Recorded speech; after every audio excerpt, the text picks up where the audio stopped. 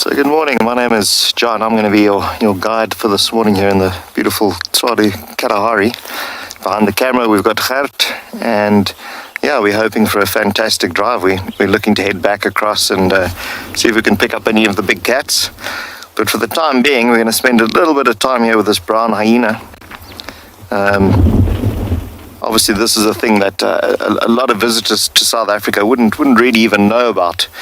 The cousin, the spotted hyena, is by far the more common of the species, and is certainly the one you see in more of the bushveld reserves. The brown hyena more typical to the drier environments, up into the mountains perhaps, but definitely not something you see too often out in the wild. And we are just incredibly fortunate at the moment that we have a den site, and we're viewing from a huge distance. It's quite high up onto a hill. But they've got a beautiful, almost like a little cave system that they're using. And as you can see, they're all enjoying a bit of the early morning. For most of the evening, certainly the adults would have been out and foraging, looking for food, scavenging. They are not hunters. They are not really, there's no real record of them being predators. So almost exclusively scavenging. And as you can see, the youngsters are quite happy. Mom's come home.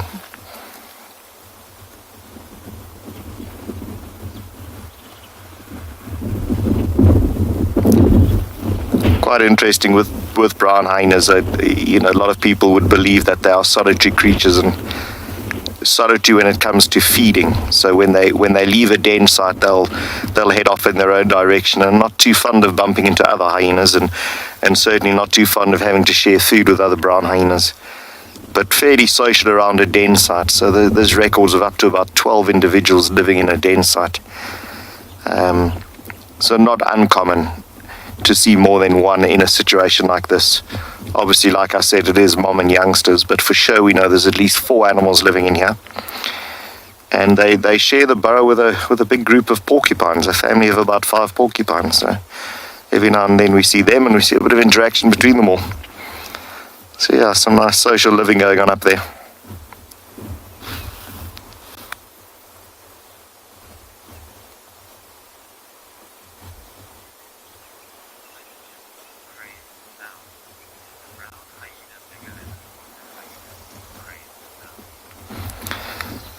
Crazed clown, if you look at the 3 species that would be considered to be hyenas in South Africa, the biggest is actually the spotted hyena, considerably bigger. Brown hyenas not as big.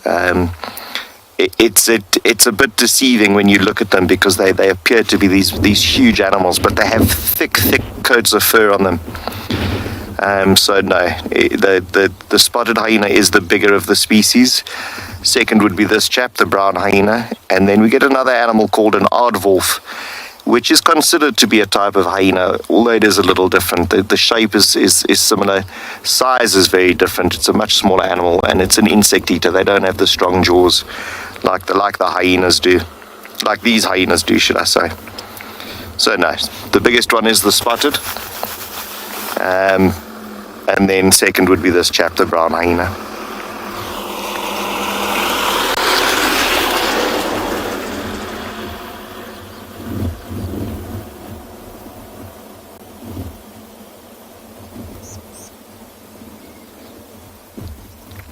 What should happen fairly soon is they'll enjoy the rocks for a while. Perhaps they're waiting to hope that the sun will catch them a little bit later in the morning. So there's a chance they just, like I said, this is just when adults have returned home. There's a little bit of socializing going on, a little bit of reconnecting of the family. But I'm sure they'll enjoy a little bit of the sun as it comes up over the mountains. But typically back into that den, back into that burrow, and they'll spend the majority of the day there. The adults will certainly start leaving a bit later in the afternoon, early evening. and then spend pretty much most of the night out looking for good food.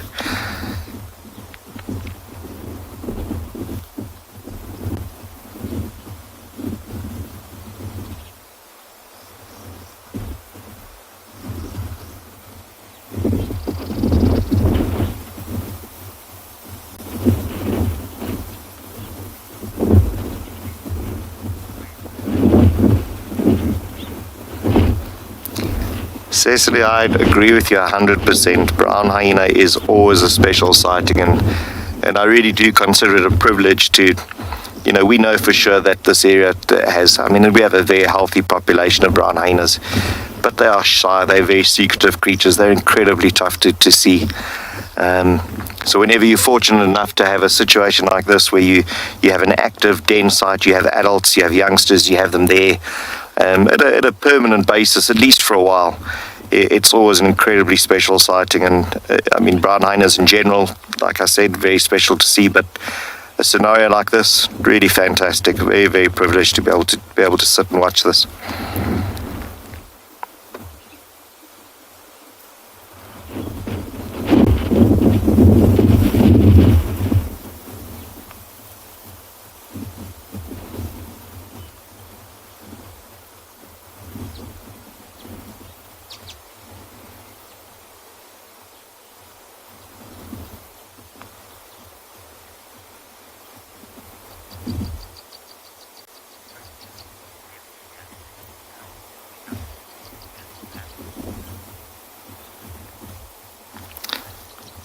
And that's, again, it's actually a very good question. That it's quite difficult to give you an honest answer with the youngsters. We've known about this den site for about probably close on 2 months now. And we would have started seeing the youngsters coming out, but to be fair, I'm not sure for how long we missed them going up and down there. And obviously the very young pups or cubs, you wouldn't be seeing them until they're big enough to really show themselves on the rocks. But I would take a guess, just looking at the size of them, and say they're at least sort of 6 months old now. But very difficult to give you an honest answer, having not really been able to see them from much younger. We know this den site well. We certainly know that there's been an adult going up and down this hillside for a few months. So, I'd guess about 5 or 6 months old for these younger guys. Still have a lot of learning and a lot of growing before they start wandering off on their own. Again, don't be deceived by what the size they look like. They have a huge amount of hair on them.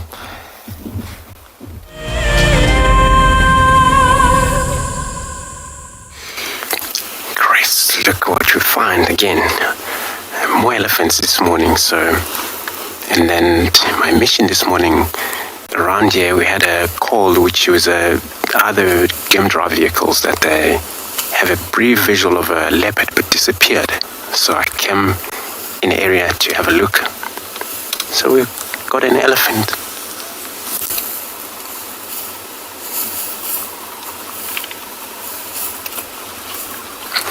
So there's more herds of elephants from what Trish had in this group, fairly different. Because we're far different apart from where she was there this morning. It's like more of them to come. We're just gonna wait, take a silent moment a little bit.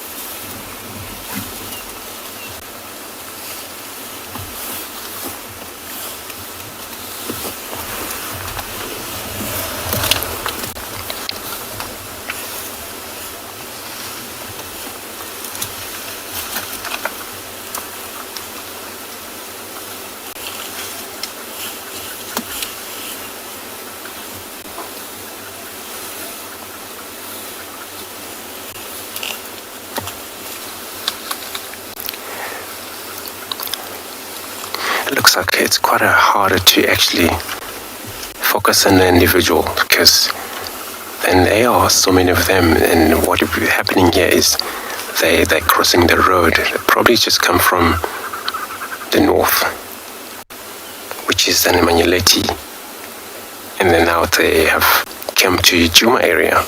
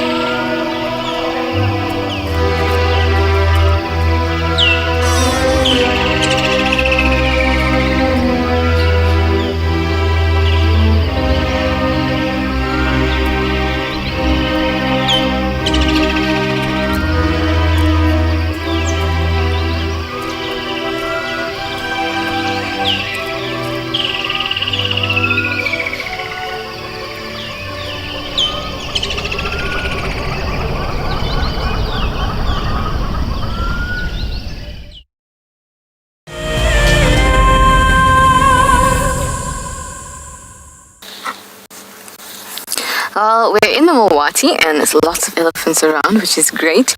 But we were looking for the wigs, the two spotted eagle owls that are residents here in the Mowati.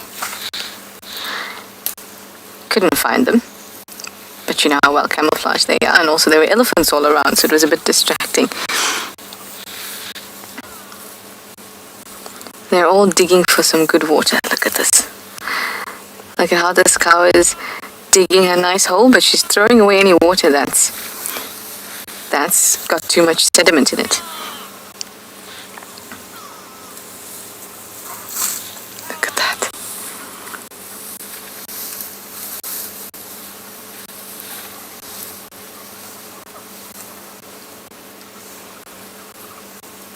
I love viewing them in the Mowati. Ooh, that water looks a little better.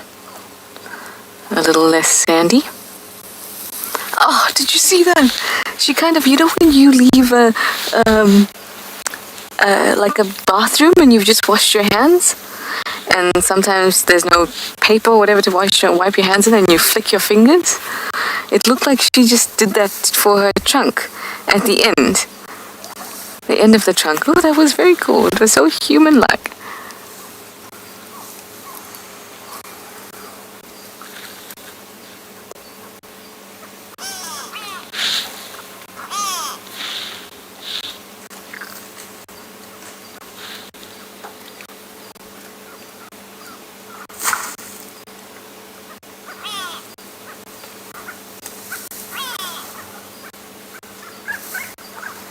Now hopefully she'll do it again and you'll see what I mean. But she's still cleaning up that hole so she gets some nice water.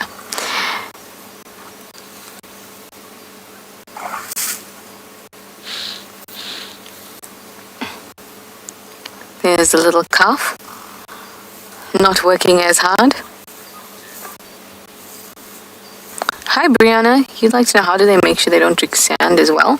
What they'll do is they'll clean up, obviously there will be bits of sand that they will mistakenly drink, but they'll clean up a hole like this. You can see this the whole time she's been cleaning up this hole. She's digging and digging. Remember, like Brianna, if at the beach or something, you would dig and dig these holes as a child, and water would just fill up towards the bottom of them. And she'll do that, and then the water will settle, the sediment will settle to the bottom, and then at the top, there should be nice, clean, cool, fresh water that she can drink just like that. See how she waited? She had a trunk at the top of that water, and then she pulled just those clean bits up. What's interesting there is that she's almost tasting to make sure that there isn't too much sediment in it, and now she'll decide whether she wants to drink this water or she wants to continue to dig and clean it up. You can tell she was doing that because she kind of poured half the water in her mouth, tasted, and then decided to pour the rest in.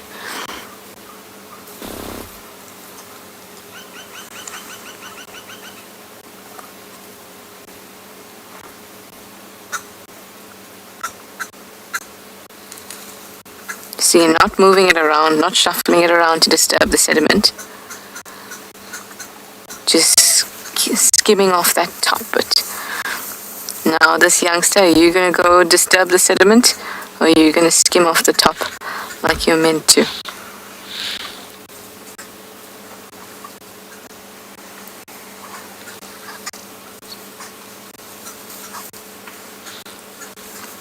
I think it was told to maybe find its own hole.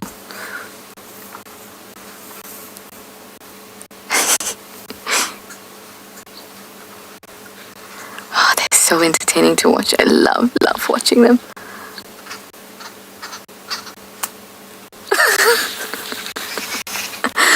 Just on the other end, one was flicking its tail and it smacked this baby one. And it was such a loud smack. Hi, Dr. Rocky Balboa. You'd like to know how do elephants know that there's water down there? Two ways. One, we know that they learn very well. They learn, and then there's lots of, their whole social system revolves around experience. So they learn that in certain areas, perhaps they know where it's very sandy, where the vegetation tastes a little different, that there's possibly water there. The second one is that it's very likely that they can smell the water. In fact, they can smell the water. We know that they can smell water that are in water bodies like dams and rivers. So it's very likely that they're able to smell that there's water close to the surface here in drainage lines.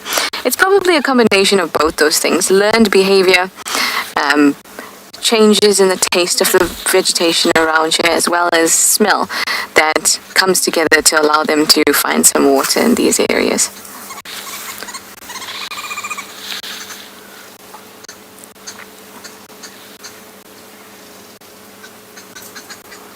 This one's going to get hit in the face. There we go. This is the one that was getting hit by this older cow a little bit earlier. She's getting irritated with this youngster.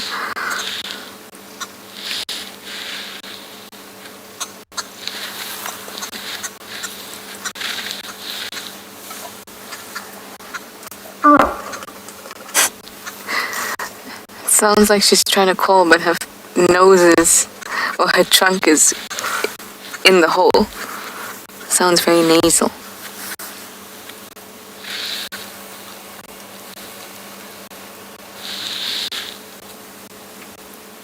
Everyone's very still, they're talking, they're listening, then you'll see movement all of a sudden again. There we go. These two still listening, still talking.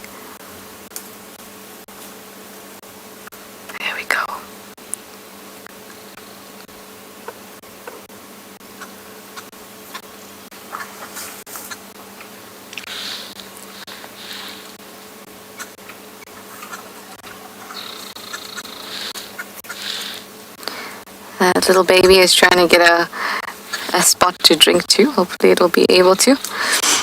I hope they'll also make a few more vocalizations. It's lovely to listen to them.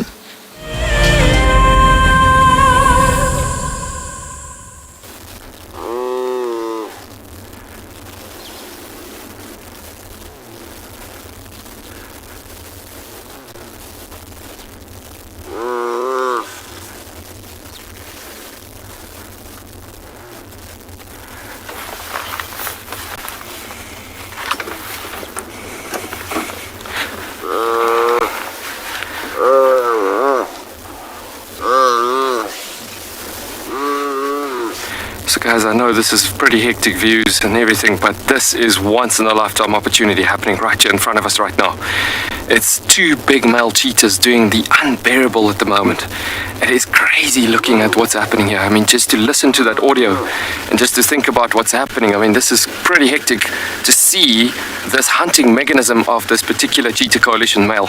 And what's really insane about this particular incident and the situation is literally looking at how they're doing it together, as the one male is trying to hit the neck cords over there, and then looking at the other male going for the throat, trying to suffocate it. And this is a fairly big oryx you're looking at this particular incident, but that cat on the top kid just cannot leave, because if he does, then that oryx could potentially stab them to death. As we've been touching base on that oryx over the last couple of days, it could be potentially killing prey animals trying to hunt on them, so that you can see how it is so important that that cat needs to lean on Hanning. So what they're trying to do is they're trying to twist this animal falling down. But once again, I'm going to just keep quiet and just listen to the audio.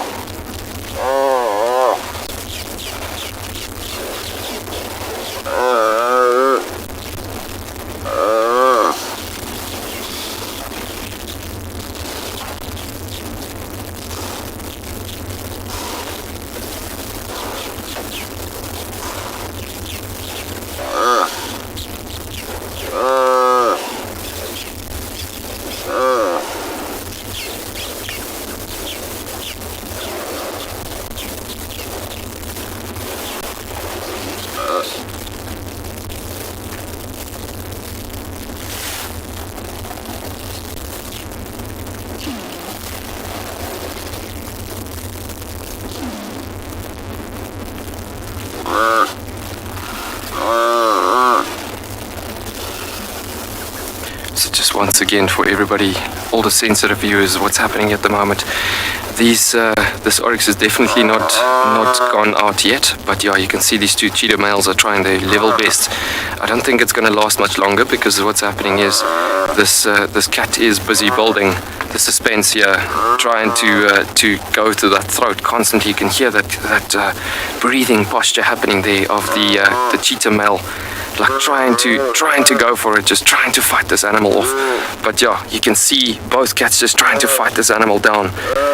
But what a crazy cheetah sighting, guys. Can you imagine? We just spoke about it yesterday, talking about this particular structure and situation happening.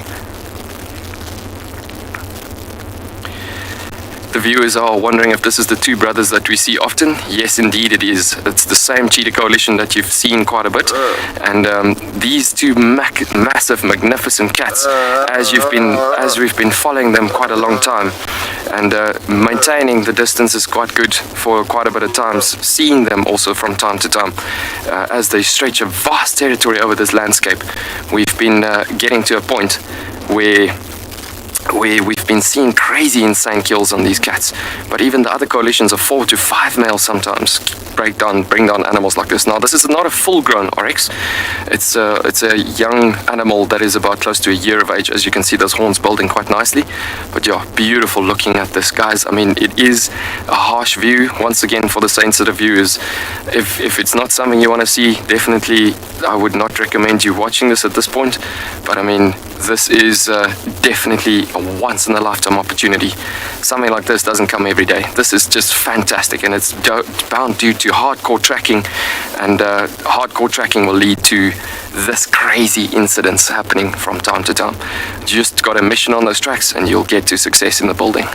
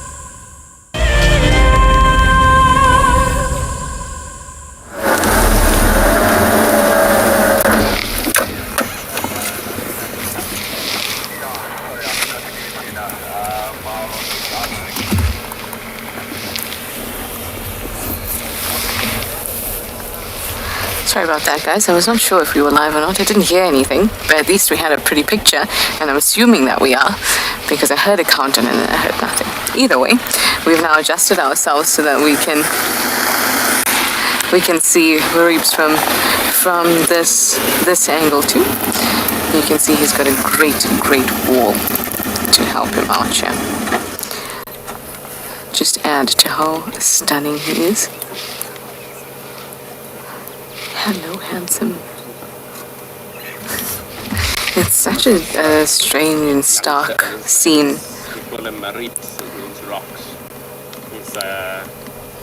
Look at his face. Seeing him here with these bricks is very strange. But you are a stunner. That's better. Without the wall and you looking like you're in my backyard, although I would love it, wouldn't I? For all of the 10 minutes I stare at you and then realize what havoc you'd probably cause. Wow, that is a screenshot and a half right there. He looks frozen.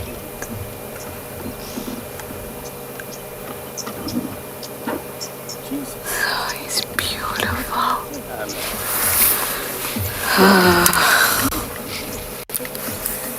Look at that. Pretty much the same size as his mum. she's probably hunting at the moment, so she'll come back and pick her. Yeah. Look at those eyes. Eyes of steel, actually. Yeah. They grow. He has, he looks like he is, the resting face is not a particularly happy one. It is very steely-eyed.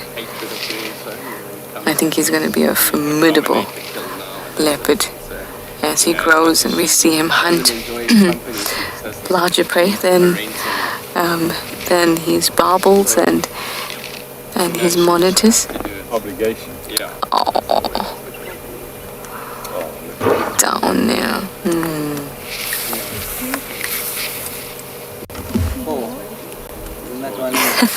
Hi, Matthews. You say, wow, he is good looking. He most certainly is. But Matthews, I challenge you. Has there been a leopard that you've met that was not good looking? Did you see that thing? Because I certainly haven't. But I can agree with you that he is very, very good looking. Really obsessed, especially with the love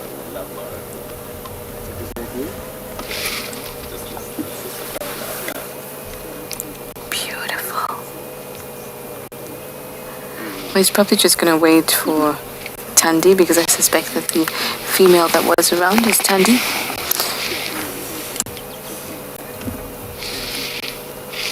Although yesterday he did move off away from here. It looked like he was actually moving towards the junction with Gari Main and move into Torchwood. So maybe he'll move that way again.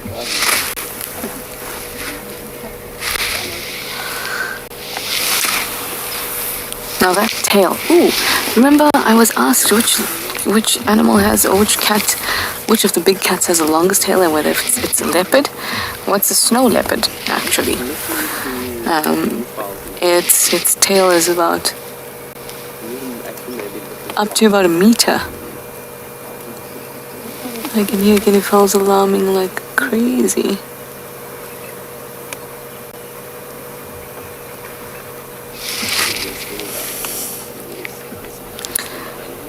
Yeah, so it's a snow leopard, and snow leopard needs that particularly long tail to be able to maneuver, to be able to help it with stability as it moves along rocky areas, and also to curl itself up into a cute little ball with extra insulation. It can actually wrap itself up with its long furry tail. Some of the fur on a snow leopard can be up to like 10 to 12 centimeters. It's ridiculous. Oh. You can't get over this.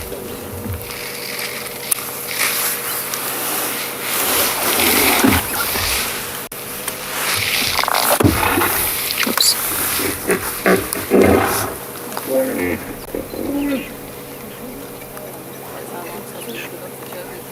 Some unhappy hippo there. Those are more likely grunts at us because the hippos will want to leave the water soon, and we're quite close to the water.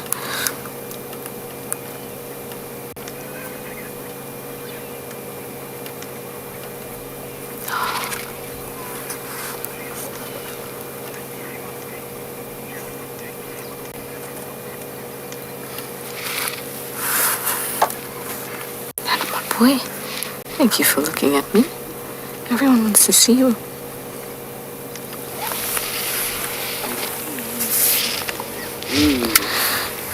I think he knows that there's another leopard around because he can hear those alarm calls. There he goes. There he goes. Hello, my boy.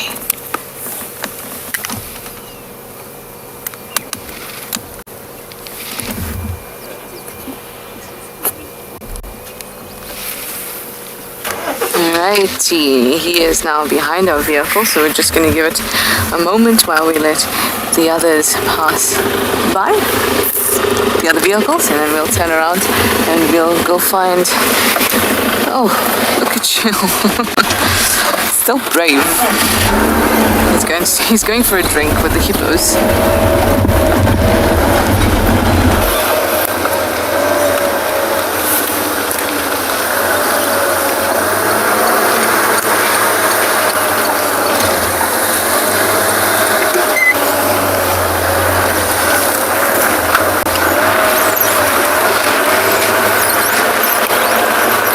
this might... No, a little bit fur.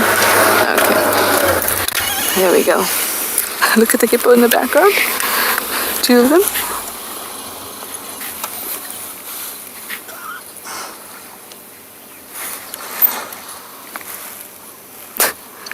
What was that? It was a hippo. Then he looks and the hippos are ducked down. What to do?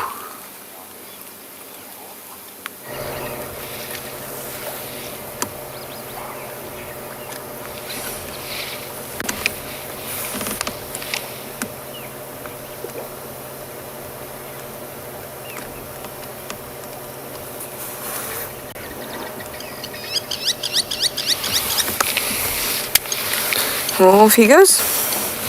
He's moving in the directions of the alarm call, so that's good for us.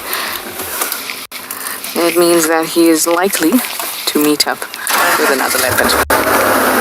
He's taking it so nice and easy with us. Yes, I know, we love him. We love you, Mareeps.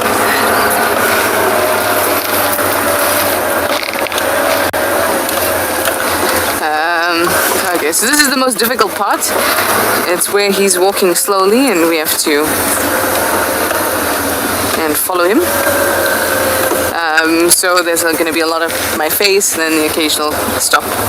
Hi Clara, you'd like to know if all leopards are this muscular? Well, yes, if they're in good condition, absolutely. And he's not particularly muscular.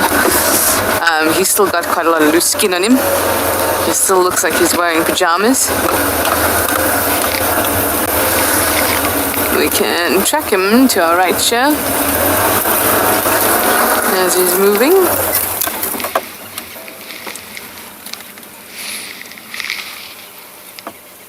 Hello, handsome.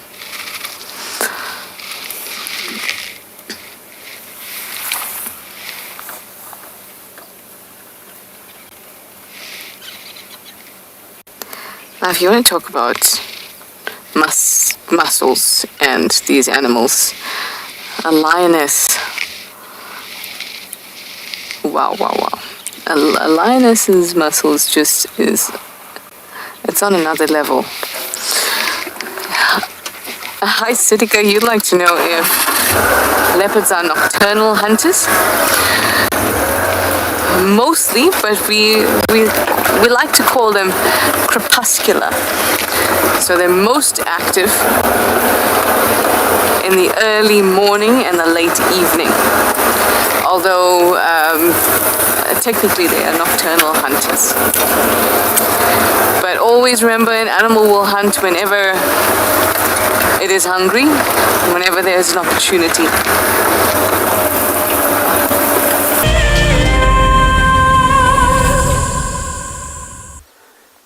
Look at that beautiful combination of birds just combined together there, guys. Just seeing that stunning lilac breast. We've got 2 Cape glossy starlings and a beautiful crimson-breasted shrike. That's the red one, the beautiful red one, hopping along the edges of the water there. But a beautiful, beautiful, stunning colors. That is just, talk about blood red. And you can see how he's trying to pick up on the insects on the edge of the water there, this guy. But then also looking at this beautiful African red-eyed bulbul that is sitting alongside with, but just gorgeous, beautiful, seeing that colorful birds in the Kalahari. You think about it, majority of the birds in the Kalahari is very pale in color, very dull in color. Whereas if you look at birds like this, it's just breathtaking to find birds this colorful in the Kalahari's ecosystem. That is just gorgeous, just looking at that Cape glossy starlings. Again, just beautiful seeing them on the edges of the water there as well. Look at that coloration. And that is what you call iridescent coloration. And so that iridescent coloration means that it needs the sunlight to bring out the true coloration of the feathers to come out there. If it's overcast a day or so, and then they go off in flight. If it's overcast day or so, then it will just be a navy dark blue bird. But if you look at what we've just seen there, it's almost like a violent green blue colors. But a fantastic beauty, beautiful, beautiful birds coming through there. I see that crimson-breasted shrike to the left-hand side of the buffalo thorn tree, hopping around there again as well.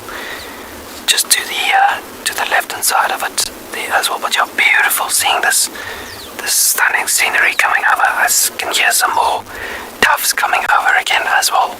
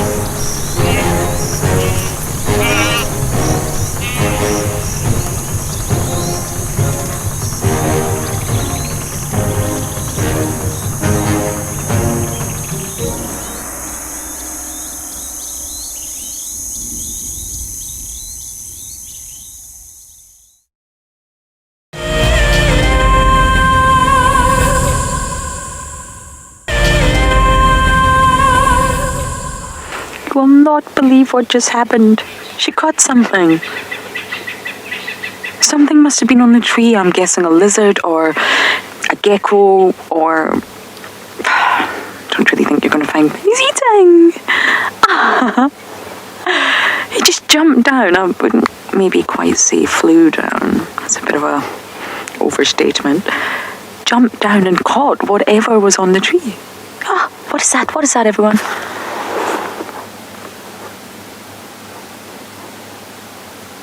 I wish we could identify what it is. It could also be a snake, I guess, but it's very, very cold for a snake to be in a tree, so I think it has to be a small bird or a reptile.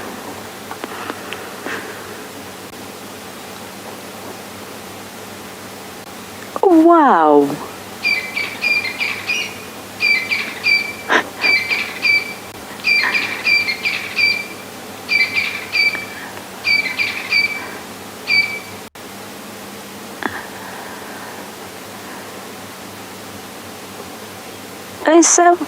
He or she is self-feeding.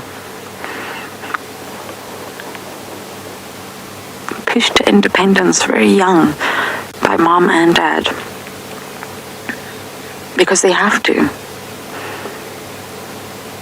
Can't stay in the nest all cozy and warm, being fed every single day. Got to learn how to survive in the big bad world. Ja, Fender.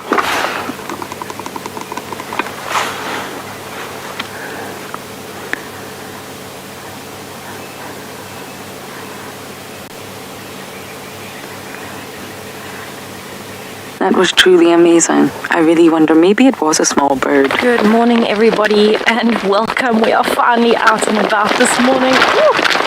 It is very rainy, it is very cold, and you can see the impalas are all spread out under every tree available trying to hide from the rain this morning. My name is Tessa, I'm going to be your guide on this rainy morning at Djuma. Behind the camera is Darren. And one thing you are going to see a lot of today is that cloth cleaning the lens. It is still pouring. Luckily there is no more thunder and lightning, but I can assure you it is very cold. The rain is coming in at an angle, and I think the impalas are doing their best to try and hide from it this morning. We would love to hear from you now that we are out and about. So if you have any questions or comments, please do send them through. We'll be looking forward to hearing from you. You can find us at #WildEarth on Twitter. If you're under the age of 18, you can pop us an email on kidsquestions@wildearth.tv, or you can register on the WildEarth website, head over to the channel page and submit your questions there. We are hoping for a lot of questions this morning because it is so cold and rainy. I'm really not sure what we're going to see today. We had such a big downpour from about 4 o'clock this morning, and I don't think we're going to be able to off-road. So we're going to be sticking to the roads as much as possible, trying to stay out of the rain where we can so that you can have a clear picture. And I think we're going to be sticking to all of these areas where there are nice shaded trees so that the animals might be around as well. So the impalas are not looking very relaxed, and this is a normal reaction for such a cold and rainy day. Gemma, I think the animals are thinking that the leopards are going to be very active today. I don't think any of the animals were out and about during the massive thunderstorm from 4 o'clock this morning, but now that it's starting to clear up, you might find things like hyenas. We already know there were some at Vuyatela Dam, captured on the dam cam earlier. So the hyenas and the leopards are going to be more active, maybe even the elephants today. And so that does mean that the impalas, the kudus, the wildebeest, the steenbok, the duiker, they're all going to be hiding as much as possible, but you can see they are quite alert. In between their feeding, they are looking up, they're checking around them, because this wind and this rain is absolutely perfect for leopards to use with hunting. So I'm hoping that we find some leopards today. Our plans are to head towards Twin Dams and maybe Ribbons Den site, see if we can find anything out and about for you this morning. But we are going to spend a few more minutes here just having a look if there is anything around.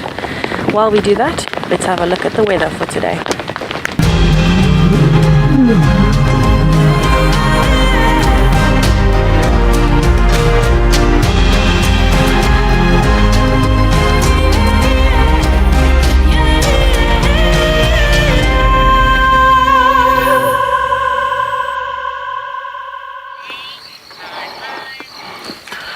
Good morning and welcome here in Djuma Safari Live. It's such a beautiful, beautiful morning. From myself and Mopa behind the camera, we wish you a lovely morning. It's raining, of course, and we have a beautiful bird in front of us. It looks like it's hunting in a small puddle of water. It could be frog. We have tried to come close, and you can see how it walks when the animal are hunting. You can see it's more conscious, moving slowly on the side of the puddle itself. So it could be frogs, of course. If not, maybe tadpoles are also taking place after hashing the first rain. Of course, they will be more active around these puddles of water when you have this tree frog that nests very close to the puddle of water and left the white foam. So it will be more hatching of the frogs. Movement, it might attract species as far as grey heron. You see that taking off, amazing in the rain. It might be going somewhere where it might be food, of course. It will try as much as it can from one puddle to the next, walking, flying around in the area looking particular food. Let's carry on and head towards our boundary. This weather, of course, it might be good for predators, like as far as lion, if they even make a kill last night. Also, I know that it's best for the wild dog. Wild dog like this kind of a weather to move around a lot because they can really go far and it doesn't burn a lot of energy in their body system. Those are the two animals. Leopard, they don't like water. In most cases, what does, they might find themselves into a thicket lying down. If you do get to move, you might be moving with purposes from one place to another. I don't think this time it will be the best time for a leopard to scent mark. It will be just lying down, waiting for this rain to stop and start to move again. And all the predators, of course, if there is a kill, they tend to be lazy, they lie down. But if not, they have to hunt. This is the perfect weather for them hunting. Going towards Garimain East, it will be the best for us to check if there's a wild dogs in the area. We'll be, of course, linking back to Tessa and see what she's up to.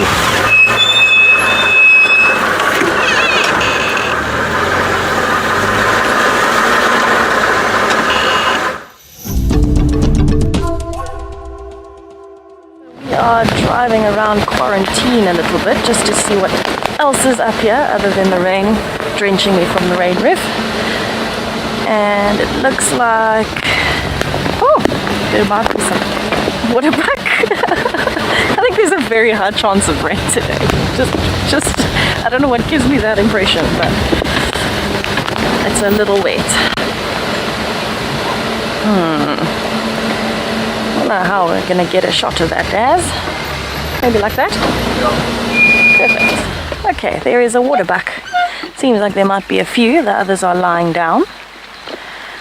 But there is one that is standing up, and I'm sure the waterbuck are not as bothered by the rain as the other animals. Being so fond of water and having specially adapted skin and coats, I'm sure they're actually enjoying this chance to wet themselves a bit and then maybe groom a bit later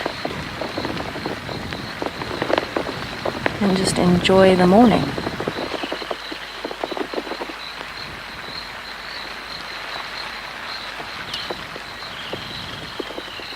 You can hear some birds are starting to call. It's mostly frogs though that we can hear. Mostly frogs, but a woodland kingfisher has decided this is the good enough weather to be out and about and calling. Very brave.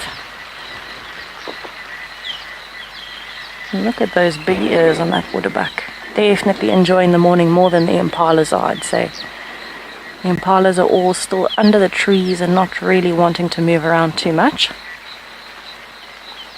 But that waterbuck is out in the open. It's not underneath any trees. It's actually in the open grass area in the middle of all the trees. Very unusual for other animals to see an animal out in the open like that.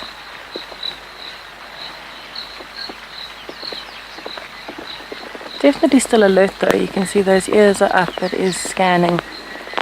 But it's got less to worry about than something like the impalas, because everything will go for the impalas on a day like today.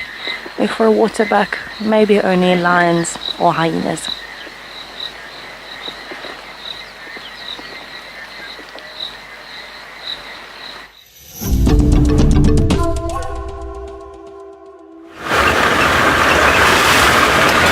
Welcome back. We have tracks of look like wild dogs. They're heading more to the our left, which is definitely going to we'll just try to check quickly and see how far they take us.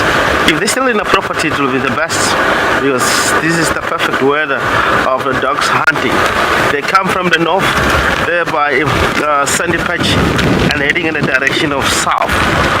The best here in this road.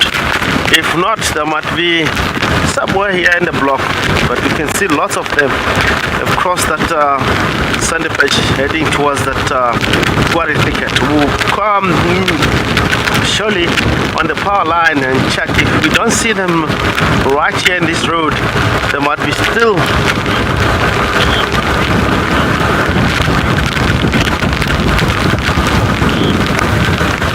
with the rest of the rain. Andy Christine, thank you. I didn't get clearly the question. Merci, maybe you might please repeat the question.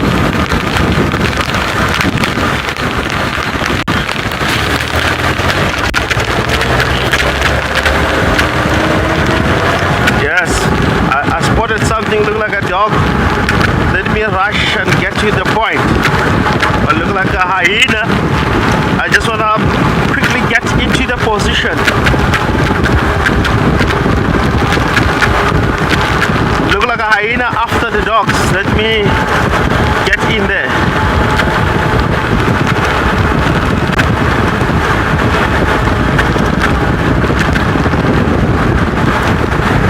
It's moving very fast, but I have to be fast again in order to get in time.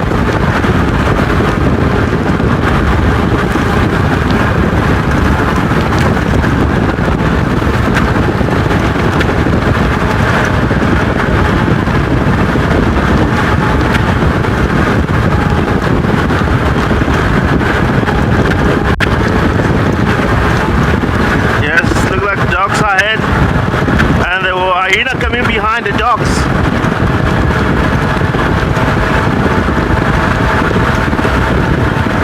Woohoo!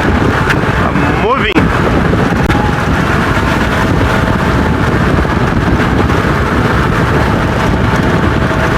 Yes, there's a dogs. There's vehicle there, game drive vehicle. Just cross. Look like 5 minutes ago from our sandy patch. They are playing a match on the road. Hyena is also taking direction towards the wild dogs because they're successful. Let me get there before wasting time. It's great to know the area very well. It helps a lot. Here's the wild dogs in front of us.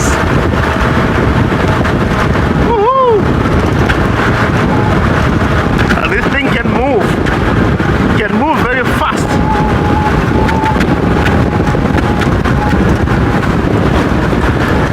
Here we are. We got the dogs now. We'll be slowly enjoying the sighting. I've joined now. Oh, it helps. From where we saw the tracks up to here, if we didn't move, they will be crossing.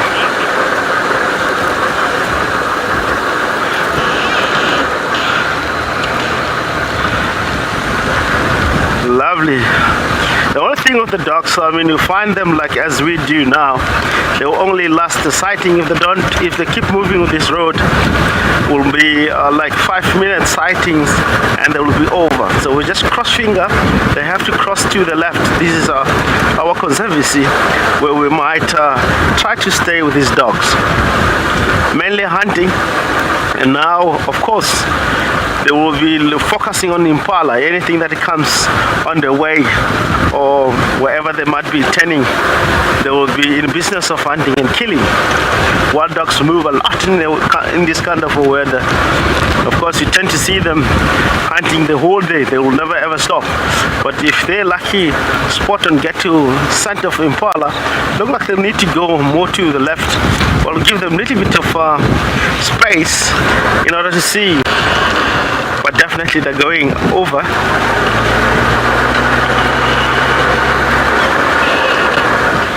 Good luck. We are so lucky. This wild dog gonna hunt, or they're going to hunt here at Impala Plains itself. So we'll see how it went. They're so quick. Just getting a sign to look like, but they want to concentrate on the road. Remember, they are always fearing also the other predators as far as lions. But at the moment in this conservancy, we don't have much activity of lions in the area. They might stay around here. As they move around, getting no scent of lions, they will be settling the area. But if they get anything in the form of the lions, they'll carry on. They don't care about the hyena. They won't care about the leopard. Only the lion is the biggest threat for the whole pack.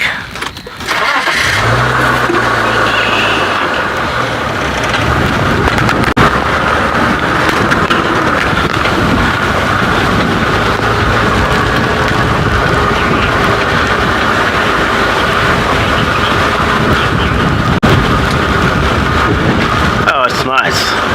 Now hyena has up a lot. We just spotted the tracks and we decided to go ahead from the direction where they're going, and we are lucky to find them, which means they're still moving. You can see the tracks from Impala Plains. They're very good tracks that we can follow up.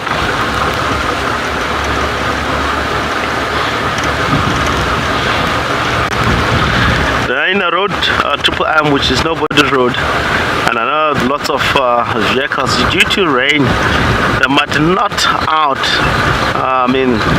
In numbers, there could be few vehicles that are out there, but yeah, let's see. They might cross straight to Triple M, continuous heading more south.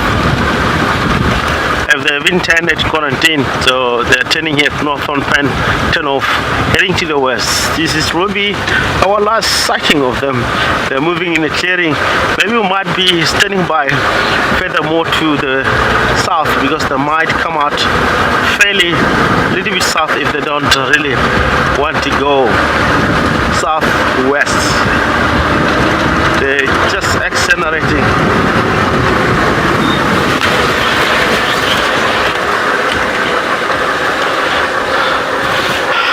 Definitely, I don't know, but it could be one of, there's no caller here, one of the breakaway from Investec WildEarth maybe. It's not a Pungwe pack. I don't believe so. It might be. You never know. The same hyena just joining the crew and headed.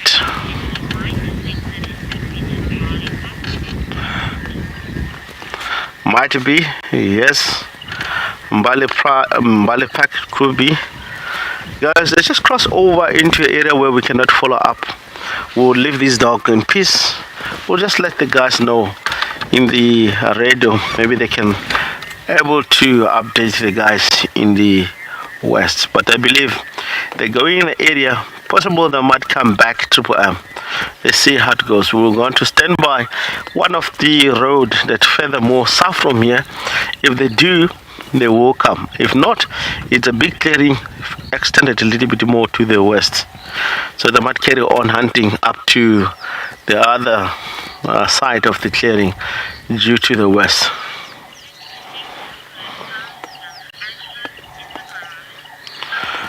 Of course, after, from the hyena and the wild dogs, we'll be linking back to Tessa, which is having something for us this morning.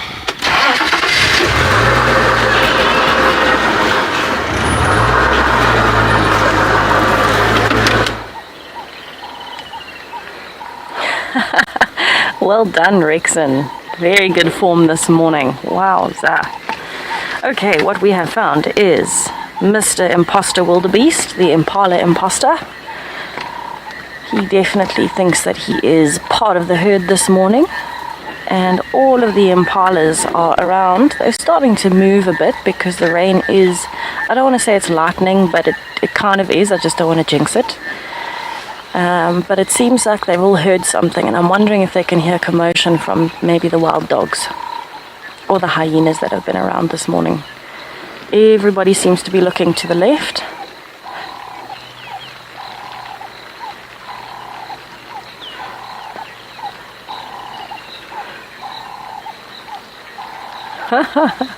The fifth elephant, thank you.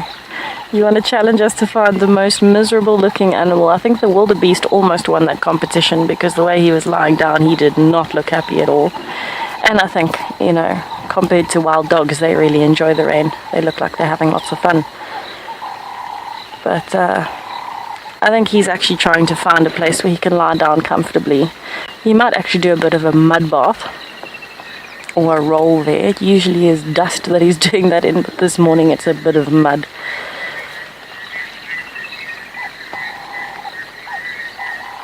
Yeah, he's gone back to his grumpy ways this morning. Very possible that he is not the happiest. He is looking a bit defeated this morning by lying down. Everybody else is standing up, and he is lying down. He's just appreciating an open area where he actually doesn't have any trees over him. And he's lying down. He's just decided, nope. It's not worth it. I'm just going to lie here and take it. So maybe he wins the competition. We'll see if there's anything else that comes along.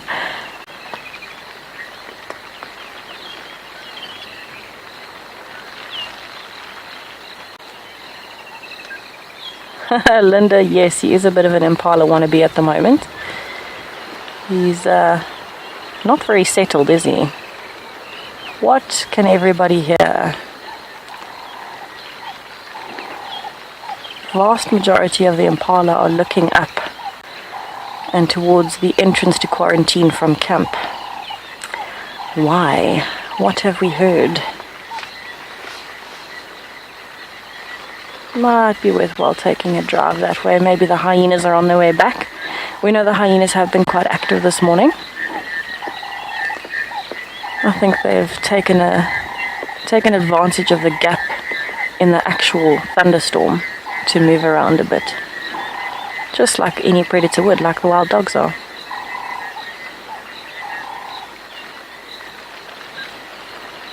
And like you saw with the wild dogs, there were hyenas around there, so everybody's active. We normally know if the hyenas are particularly active, whether it's just tracks on the road that we can see a lot, or whether it's the actual hyenas like we had yesterday evening. They were moving around so much. They went from Ribbon's Den site up to the dam. There were others at the dam that were coming down towards Ribbon's Den site. They kind of met somewhere in the middle, we think, in the middle of the bush somewhere. And it just seems like, you know, when you do see hyenas moving like that, it's normally a good indicator that either a leopard has made a kill, or the wild dogs might be around, or maybe the lions. And so the hyenas will be extra active. But yesterday evening was quite unusual in general, with all of the hyenas around. And interesting interactions that went on at the den site. We haven't been there to check on it this morning yet, but with this weather, I doubt Ribbon will be out in the entrance. I think she's going to have her cubs tucked very snugly away inside the den.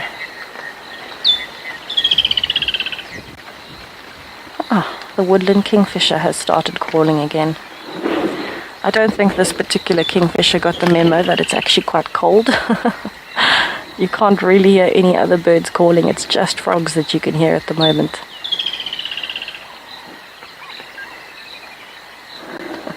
Okay, I'm going to take a little drive towards the top of quarantine and try and figure out what might be catching their attention. Maybe we'll get lucky with some hyenas or something.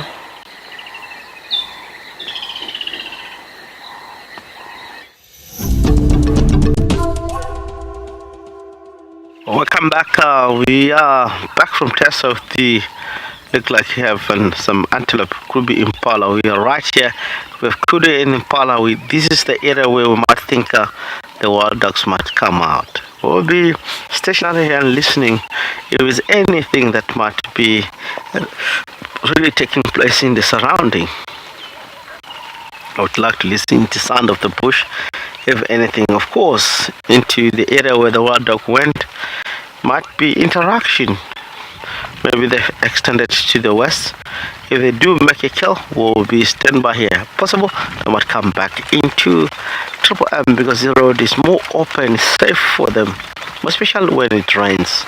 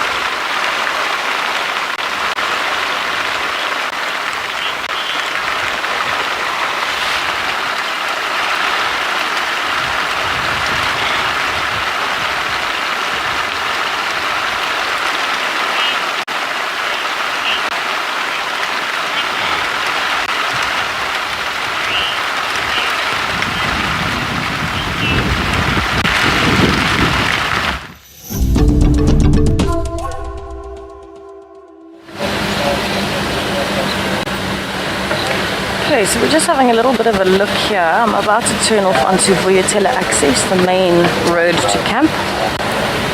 And I just want to have a quick glance up the road. I can't see anything here that is catching their attention, but they could be hearing something much further away. So it's worth having just a quick look, just to check and make sure. But I don't see anything here. Just an open road and lots of rain. They could even be hearing Wrexham a little bit further north and west. But it is always worth checking when you see impalas standing and staring. So I've just been taking a bit of a slow drive and scanning in the trees as well in case Kalamba is around.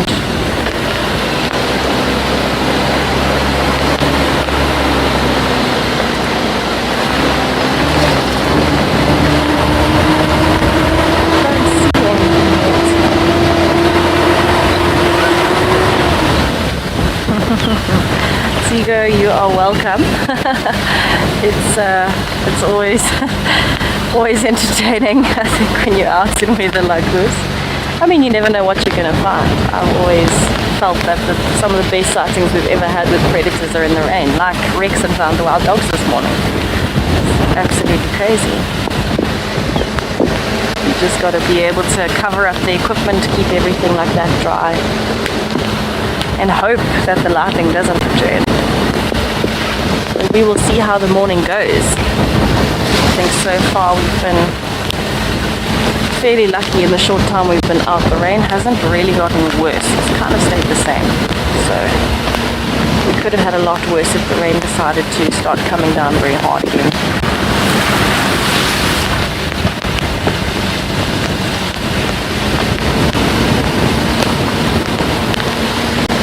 Penny Pie, we did see a little bit of lightning last night, but the storm actually started building up in the distance from around 2 a.m. this morning.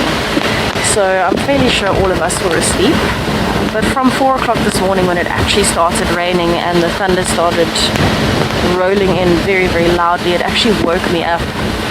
And I sat outside on my porch videoing the lightning and the rain, and there was actually a little river that started flowing next to my room. That's how much the rain came down so quickly that everything just started flooding away. But it was quite impressive. There was a lot of lightning this morning. There was a lot of thunder. It was literally, when it was striking, it was like daylight.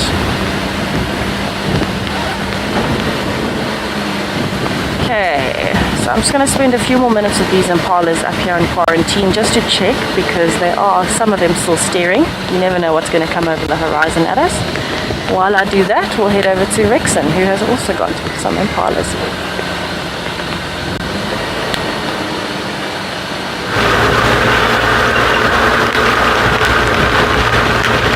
Welcome back to Tessa. We lost the wild dog and get to the area where it looks like the impala, they're not happy with something into the left hand side. So we're just trying to see. And also we are so much interested because the heads that we have here of impala, they're in big numbers. They look like they isolated themselves with the very good reason. They were with the kudos. They could have went into the thick bush to our right. These impala keep looking with a great concern into the thicket, which means they might have spotted something in the area earlier on. The way they look, sometimes I think they might end up giving us a alarm call, but they can't see what might be. The thicket is very, the bush is very thick, of course. It's not easy for them to just really decide to lamb. They're moving into the open, more especially in time and again, you see them moving in the road. They think more safe of the road because it's more open. If there's a lion comes or leopard comes in the open space as far as the wide of this road, it will give them security. The insurance of the security is very high. Unlike the kudu, they prefer to walk in the thicket. We have seen them just decided to isolate themselves and head more into the western direction in the very big thicket of Tambotis. So kudus, because they have very, very big ears and they can able to hear here very well. You can see the female, the way they look. Obviously, it might be something. So we might not waste time. Maybe we can go away and come back in the area. They look in this specific area with a highly great concern. So maybe we might see something if we come back later on in the surrounding. Leopard would like also to be in the thicket because it's where mainly they might really get close to the impala. In the open, you can see them quite often likes to do that. Leopard moves in the open space. They'll be running across until they get to the thick bush. It's in their nature. They love to cover themselves.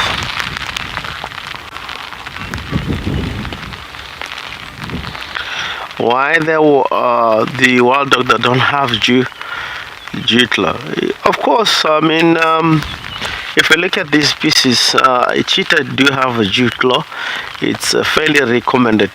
It's a high debate, but it's a cat-like family. Anything that doesn't have jutla, of course, wild dogs, hyenas, they are dog-like family, very close to dog-like family. And they cannot have jutla. Due to that, is a dog-like family species. They don't have jutla. All the cats, they do have jutla. So let's move. The vehicle behind us. Give them space in order to pass.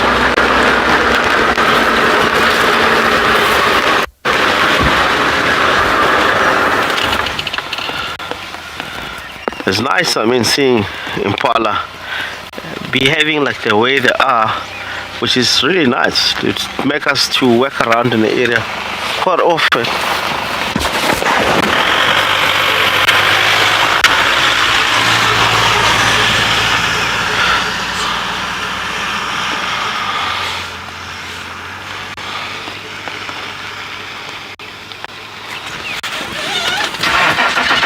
I believe I have to come back in the area.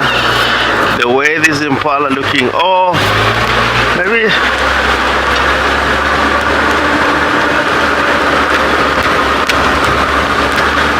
Eli Lover wants to see, wishing to see Loxozonta africana. Eli Lover, it depends, of course. Let me say, honest speaking, like we have spotted or have seen from yesterday where the elephant they were not found. They know that there's a heavy storm coming and thundering.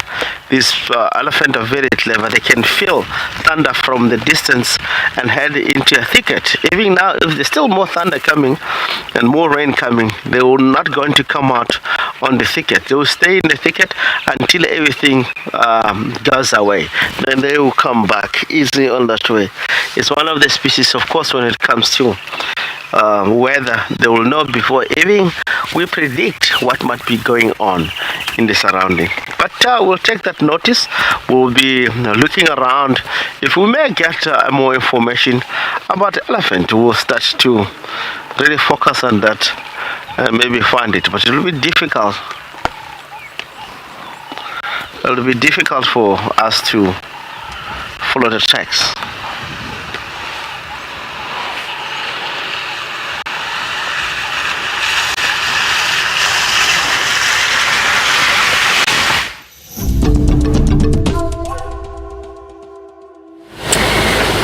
Are actually on our way down towards Riotilla Dam. We want to just have a look if there might be anything around still from this morning. And it seems like the impalas and the wildebeest and even the waterback are all starting to relax a little bit as they're standing under the trees. The roads are very, very, very slippery, so we're taking it incredibly slow because we can already feel that the vehicle is sliding a bit, which is not ideal, definitely not ideal.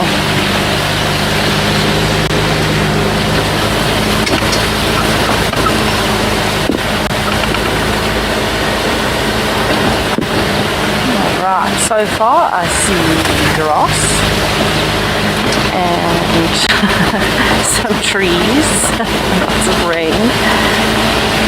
and a male waterbuck actually. Yeah. Looks like he is lying down and looking quite relaxed. He's surveying the dam. I'm gonna have a look at some of these tracks while we have a look at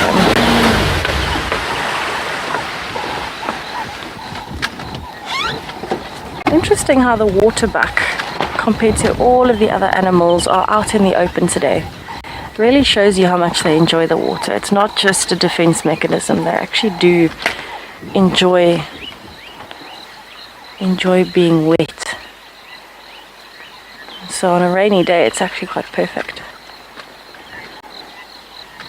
He is quite a magnificent bull. Look at those horns.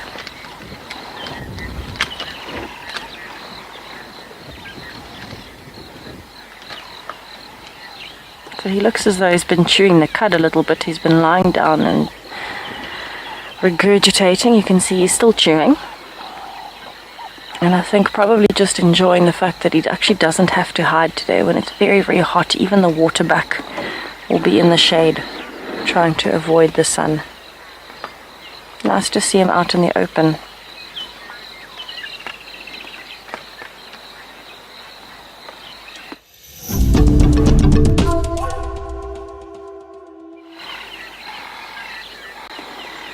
Okay, so Mr. Waterbuck has heard something on the other side of the dam. I can't actually see the direction he's looking in. There are some bushes between me and the dam wall.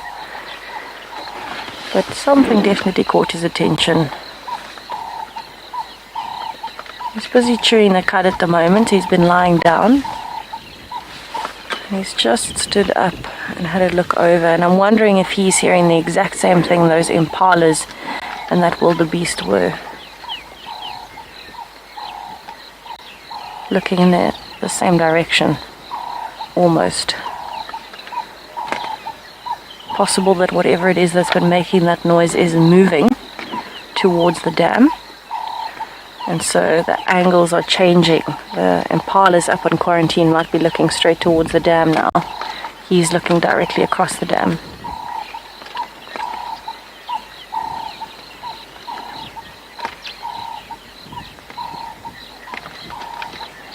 Quite a majestic bull. He's one of the bigger bodied bulls I've seen. He doesn't have absolutely massive horns, but they are quite big. And he seems to be the resident male around here. He's often next to the dam. And then the females, the cows and the calves, will move around a bit. So the rest of this family is up on quarantine. There's only one female here with him, but she's very well hidden in the brush. So I don't think we'll actually get a very good view of her at all. But he will be quite territorial of this dam.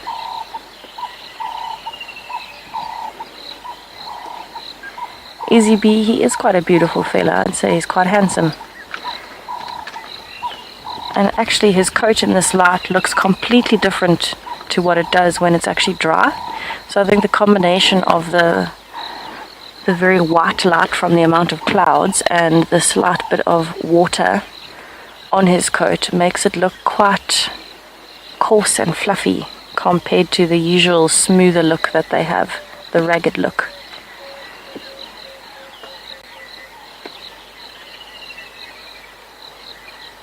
I wonder what he's hearing that he's so focused on.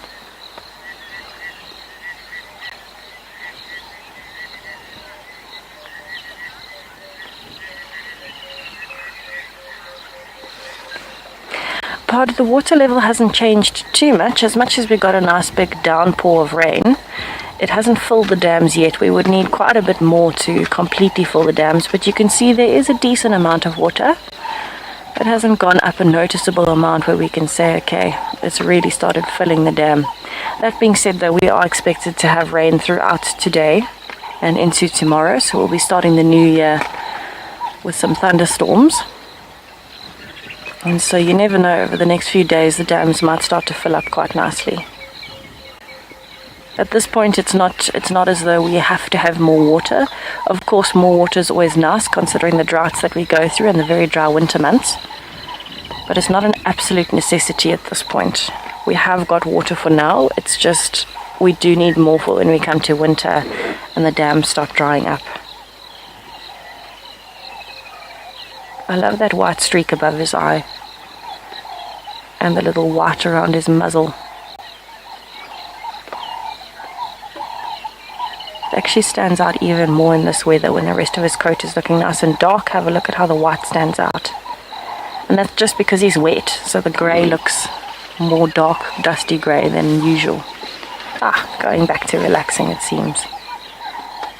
Now you can really see those horns nicely silhouetted against the light green of the fluorescences, the flowering part of the grasses.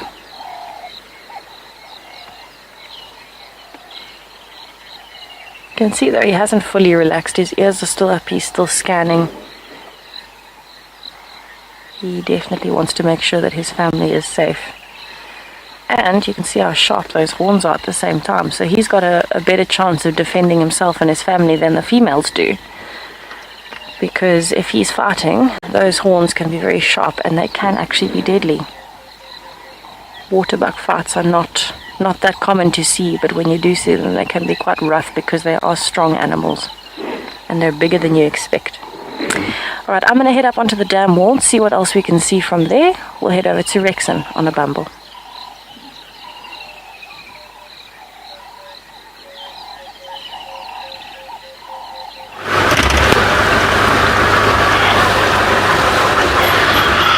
Welcome back from Tessa. We just taken a road a little bit east of where we have seen the impala. More a little bit nervous and also really looking the same area. We checked the area yet just after the rain. It would be difficult to see tracks what might be in the area, but if anything walk from now, it will be easy for us to know the direction of an animal and stay behind that particular animal. It's a good thing, of course, if a lion get active now or leopard get active now, everything is by now it will be less than 5 to 10 minutes. You'll manage to follow that and find what might be walking in that particular area. So we have tried. Look like here there's no tracks. We left that area where the impala is showing concern. It might be because it's raining. Some of the impala, it looks like they're feather headed more towards the area. Look like the two heads split in between. But yes, there's something on that area. There's no way that I can divide it like that. It could be they're scared by something, movement on that particular area. We taken this road, no alarm call, nothing with the other head of impala. It might happen because when it rains, these animals, all of them, they're not happy. Even seeing hyena movement, they might react because if it's too heavy and pouring in the area, this is not that great. They can get fear for hyena or even a great decker if it comes as a surprise.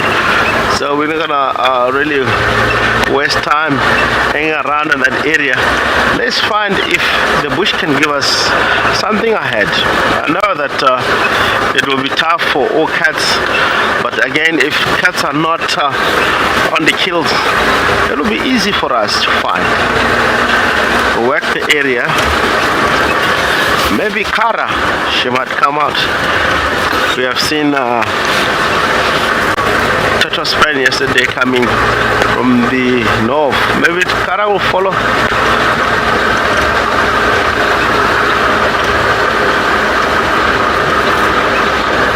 Esranga. Do you have any animal give birth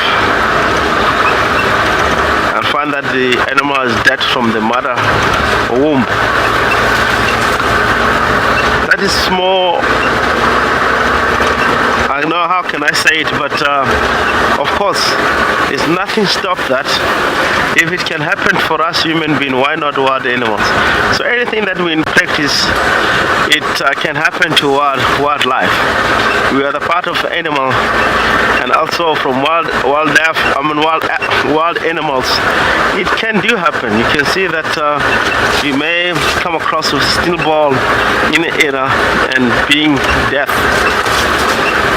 I've seen in the area where I'm driving, elephant give birth with a youngster and come out and it was not alive, it was dead, completely dead. So it do happen, but it's very rare. It's very rare to see that it takes place sometimes. But it's not that quite often to come across with it. Animals, in most of the time, they give birth live babies.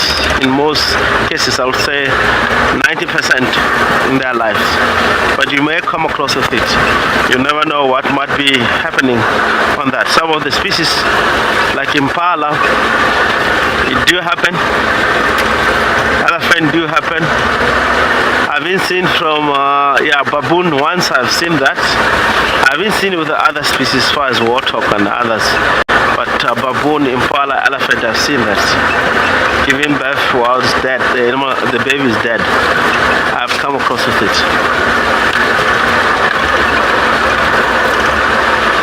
Let's see if the Terminalia Road and Rebecca and Zoe driving there, what are we going to find? Is tracks, information, or wildlife? We know this area is very active.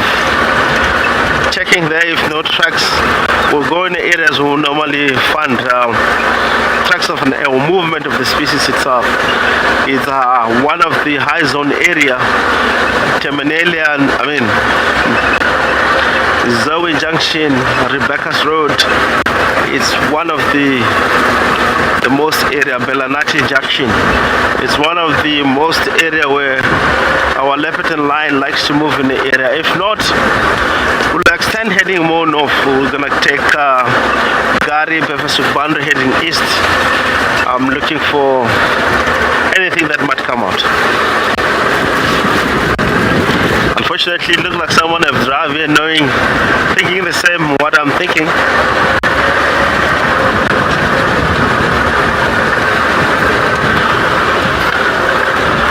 Dr. Rocky Davara, a long name. Happy birthday to you too. Wish you 2022. We really enjoy your wishes.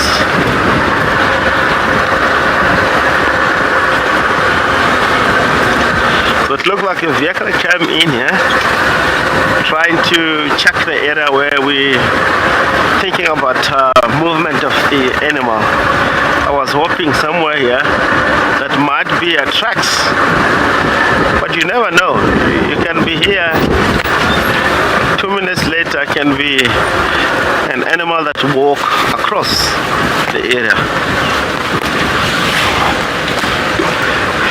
When we talk about Belanati, is a tree right in front of us.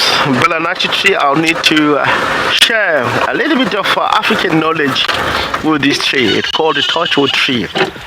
Torchwood tree. A beautiful tree, of course. In the early days of all the people that lives into the surroundings and other areas, they discover this tree is one of the best tree to have it, especially collecting firewood and put it aside not to be used. The name torchwood, it comes from when the interaction of wildlife came into their yards, like lion trying to kill that domestic animal. Elephant come and like to really break their fences and go to their plowing fields, because they used to plow mealies and melons and pumpkins, which elephant likes the most. Without having told you general what you do, because the African people used to keep a fire going for 24 hours, maybe getting the dance wood as far as a lead wood tree, Combretum imbebra, or the red bush willow. They will stick that together, big logs, then they can keep going for days and days. If anything happened like that, they'll quickly go to that boma area where they put fire and spark the fire goes and take this torchwood tree, because the tree itself, it has high contaminated, it look like a paraffin oil like. Once you stick it and catch a flames, it will never ever die. So to put that and really try to check what might be coming with that flames, all of them moving with the flames. Remember, lions, leopard, elephant, they fear a lot from the fire. It's okay, they get They fear a lot of the fire. We'll be linking back to Tessa with the water buck. We'll be still in the area.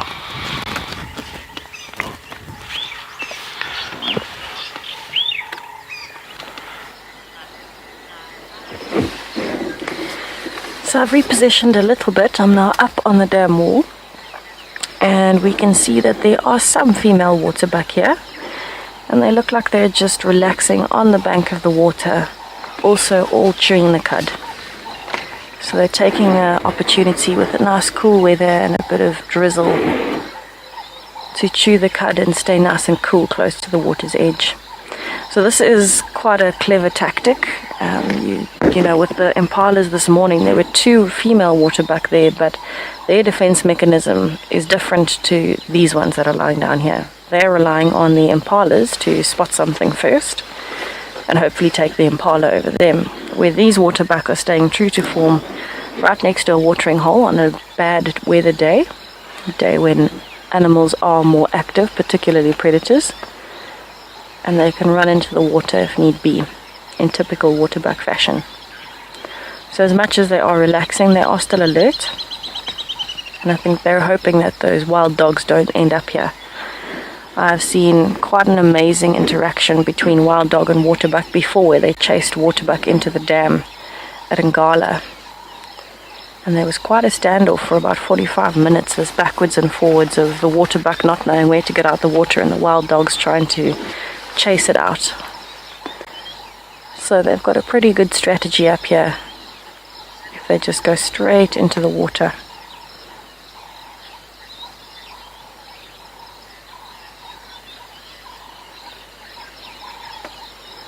So you can hear there are quite a few more birds that are active. I can hear an eagle somewhere in the background. Quite a lot of smaller birds are starting to call now, and it's because although it is still raining, it's still drizzling, it has lightened up a bit.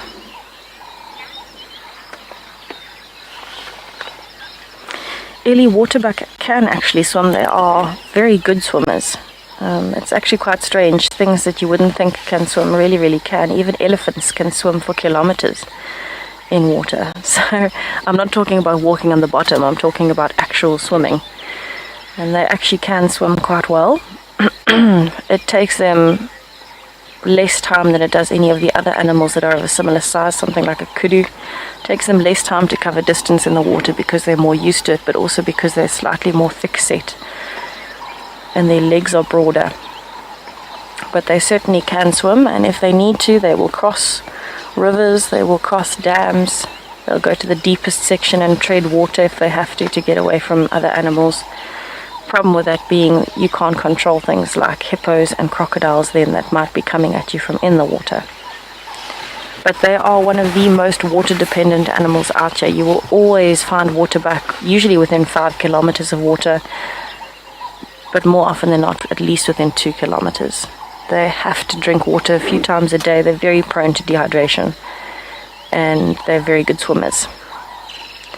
So a dam for them is not just a water source, it's a protective spot where they can defend themselves quite lovelily. They can defend themselves quite easily by going into the water compared to other animals. But we'll see what happens. We're going to spend a little bit more time here. I think the hippo might be in the dam, so we're going to try and get a shot of the hippo and see what else might be coming down.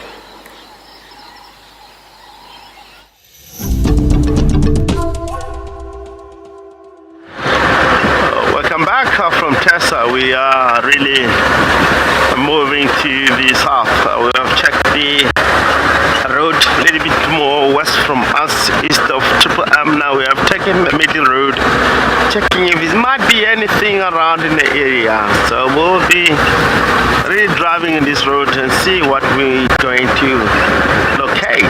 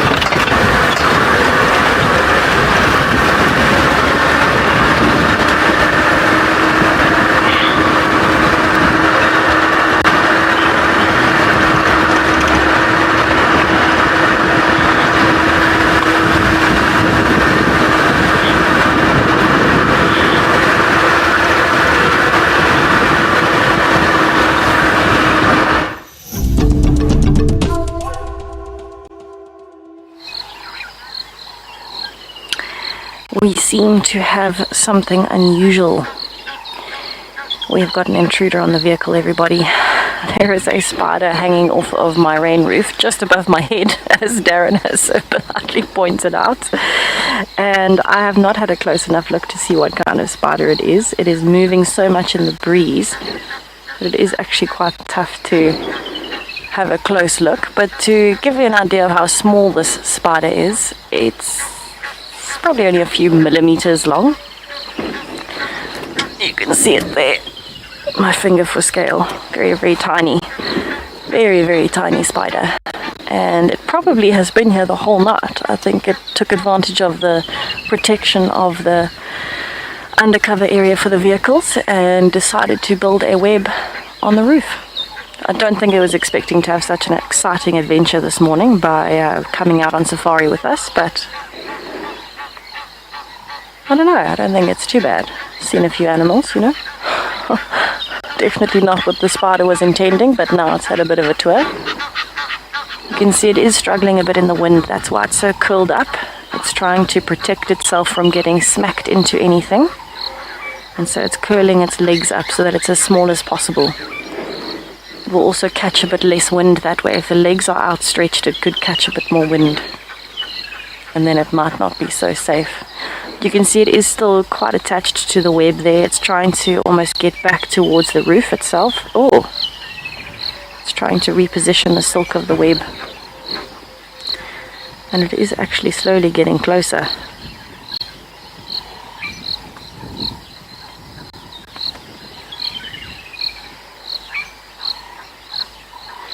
So to me, when they're curled up in a little ball, they don't look too terrifying, but when the legs are out and open like that, they can look fairly scary, especially the size it is on the screen when it's zoomed in.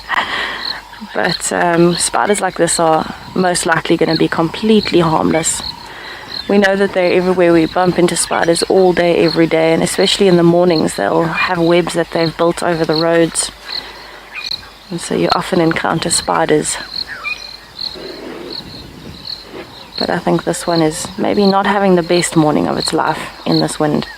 That being said, they are very versatile. Arachnids are adapted to any weather, and the web has to be strong enough. And you can see that this is quite a strong web. The silk is very, very strong from a spider's web. So it's holding on for dear life in the wind, and the silk is doing its job.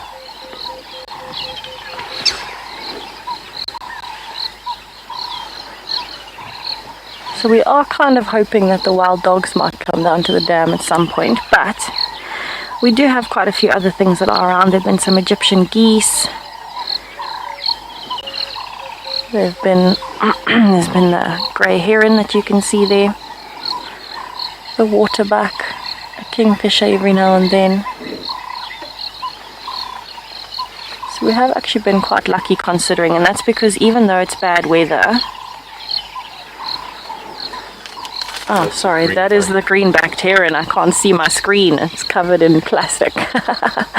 So there's a green-backed heron and a grey heron. The new name for the green-backed heron is a striated heron. Romeo, that's quite a strange question, actually. I would think out here possibly the spider species that might get the oldest, and I could very well be wrong. I might have to look up that answer, but in my mind, the ones that could get the oldest would be things like baboon spiders and probably golden orbs. They would get quite old, particularly the females. But usually the spider species that live the longest are things like tarantulas, baboon spiders. Those types of spiders will live quite long. I will find out if there is a more specific answer for here, but I would think that it would be a baboon spider.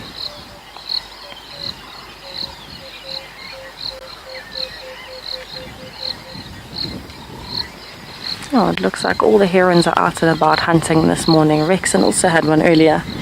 So as much as the weather can dampen things, they still have to eat. Animals still have to get what they need every single day to survive, because they can't risk being low on energy if a predator comes. Oh, no way. Got something. And like we said, it's a good day for predators. So definitely taking advantage of that weather. I love the way that they stand when they're hunting, with the head down like that. Oh, it looks like it's going to strike.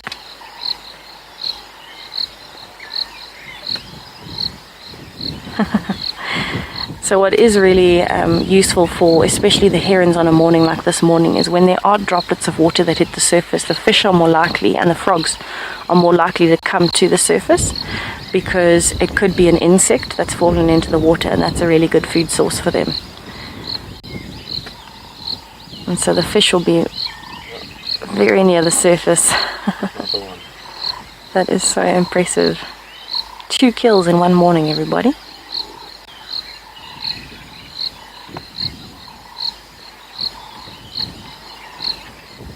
You can see the wind is picking up. Have a look at the ripples on the water. It's actually wading quite deep. It's wading out, it looks like, almost towards where the hippo was earlier. So it'll probably go far enough that it just doesn't get the belly wet. And then it'll start wading to a different area, possibly looking for some slightly bigger prey species. It looked like both of the little fish that it got were quite small. Baby fish.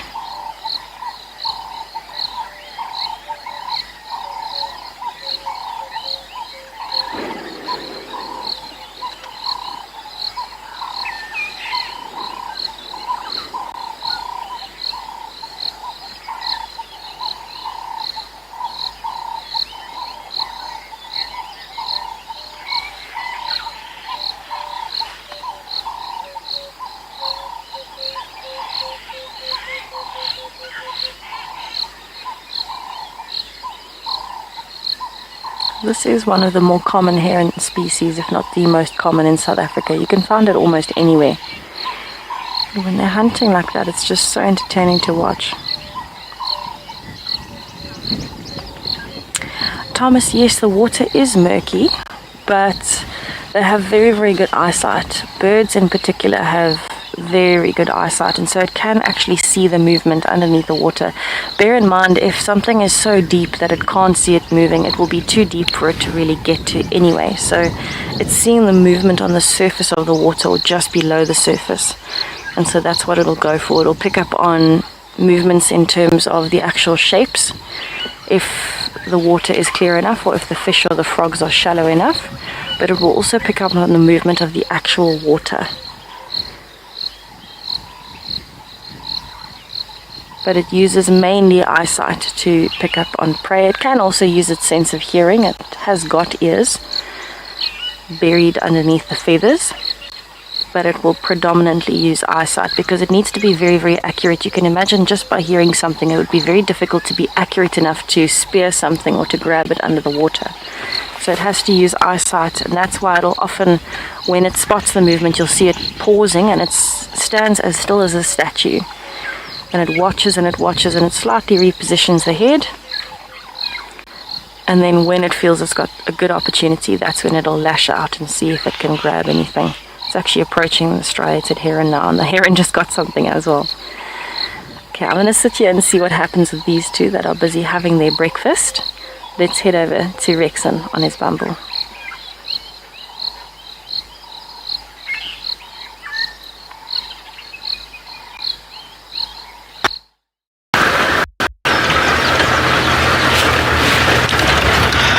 Welcome back from Tessa. We just arrived here at Twin Dams. Around here, lucky we just spotted a bed of prey. They do look like a warbeck, if I'm not making mistaken.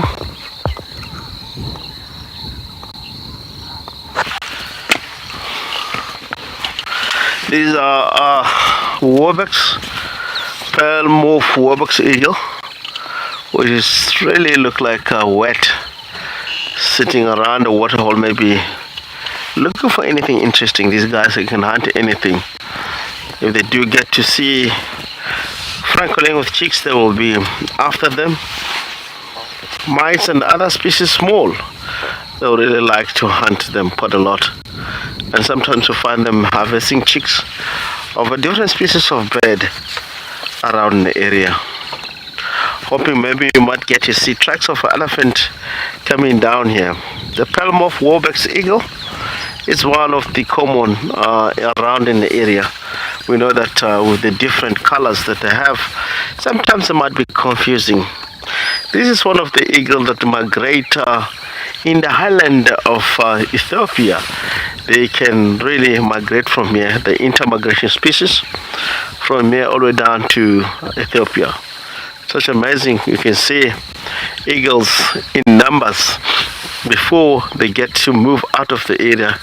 You see them getting groups circling around and then straight to the northeast of from Wild Reserve in numbers and across to the East Africa. One of the best species, of course. You get to see them nesting around in the area, hunting a lot and more successful.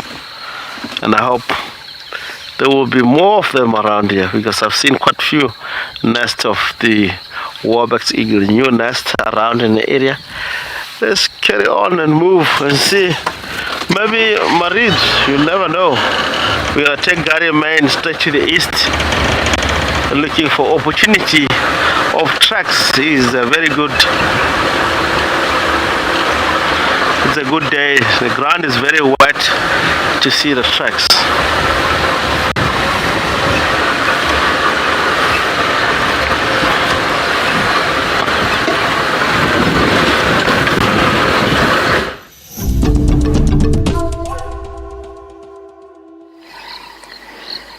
So it definitely seems like more and more birds are starting to call as the morning is going on. I can't say it's warmed up at all, but the rain is now just a drizzle.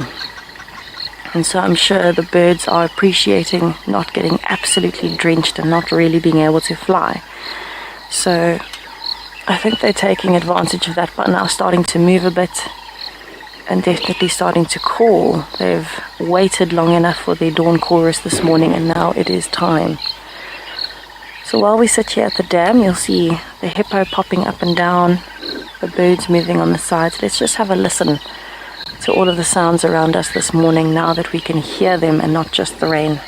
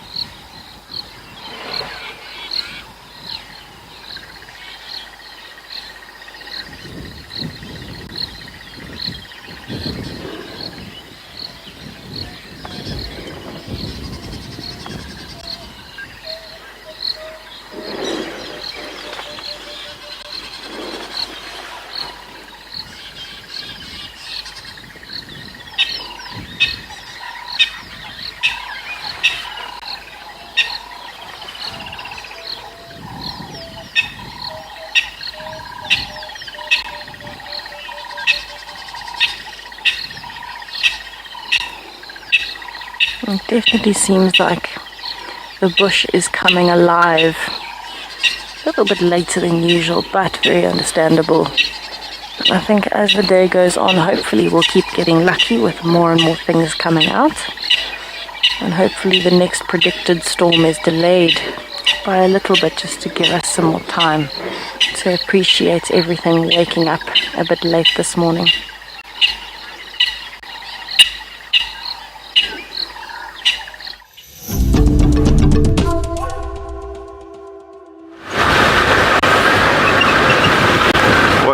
From Tessa, we are heading east along Gary Main. We are hoping for tracks to be crossing this road. This is the only road, of course, at the moment. We'll rely on the information. If a leopard cross from one part to another, it's easy to follow.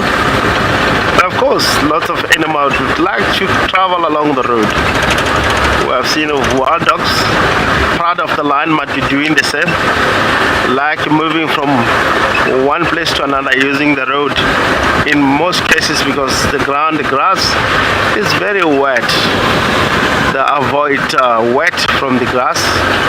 So we'll try to stick on the road in most cases to see if we might be lucky. Just around the cheetah cut line. Look like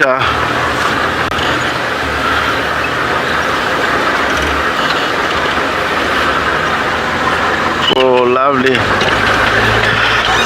We all want to see Tingana to say goodbye. I believe he went straight to the south, away from the area where we traverse. Tingana was seen fairly into Malamala on that area, the last position. No one have seen him, no one have reported him, but I was thinking maybe went further more west, but we haven't had any report. Sometimes he might be still alive. Oh, look at this fresh tracks of a leopard here. I don't know what happened. There was a vehicle that drove not long ago. I'll focus on this track. It could be my ribs. Let me check where he might cross over. He's going straight towards Gary Main. Maybe he might cross straight to Chita in that area.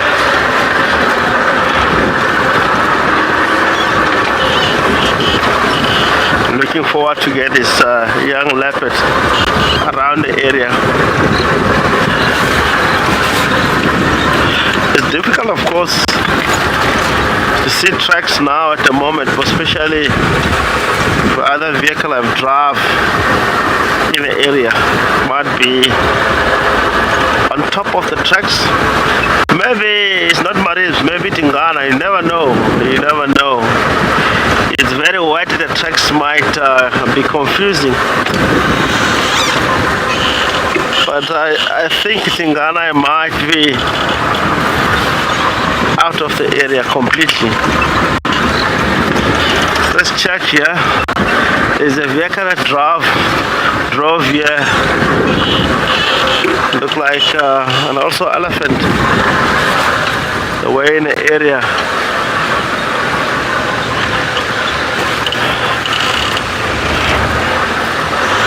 We have to double check here. The tracks look like not bad.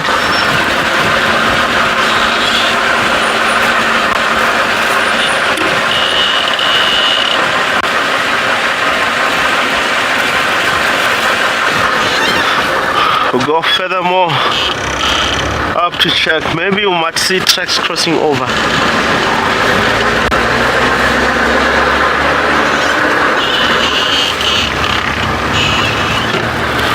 Jonah, is a very good question. A leopard can change the area, most especially when it comes to challenge. When the leopard is getting challenged with the new blood, most especially males, they can change the area easily like that and move into a new area where he might have peace. And also sometimes you tend to see when a leopard get old. You just cross over from here, guys. You just cross over from here, heading straight direct into Chita. We're gonna drive around and maybe follow up on these tracks towards Chita Waterhole. It's aiming on that direction. Let me turn around. Yes, by old age it might cause him to move out of the area due to competition, and also sometimes you might see that leopard itself, or a dominant male, especially if you have mated with the female and have more offspring on that area. If you started earlier, for instance, Tamangume, you have a youngster or female that they will enter into a mating season or reach a sexual maturity while it's still in that area, have multiple offspring. By nature, they might extend and move out of that area, but it's very rare to find that way. You know that the leopard in most cases, when they become dominant, it's only for 4 to 5 years and move out. If you started early, you might extend. Look at what happened with the beautiful male quarantine. He father quite a lot of the offspring to the east. Now he disappear. We cannot see him around in the area. That means you have extended furthermore to the eastern side of the reserve, which is the government reserve, the Kruger National Park. He is no longer in the area, but you might find that he's not getting a lot of challenge from other males. He just decided himself that it's time for him to move out. I'll try here. You might be lucky to see this leopard. Let's see if we can find any leading tracks that are crossing this particular road, but it might be somewhere here.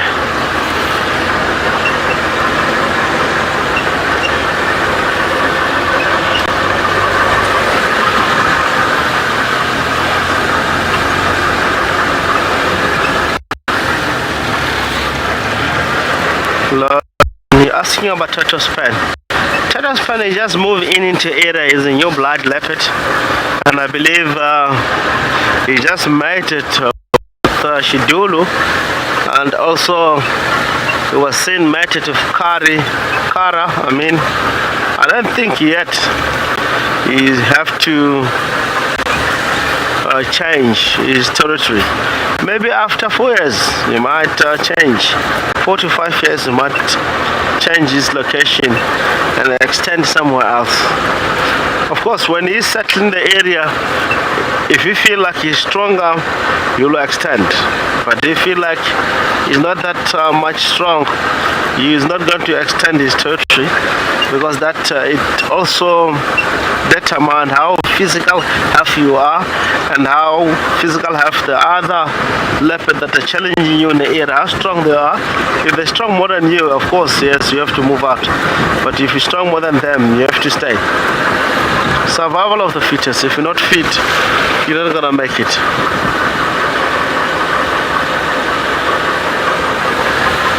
I'm trying to check the tracks here. I don't see any tracks.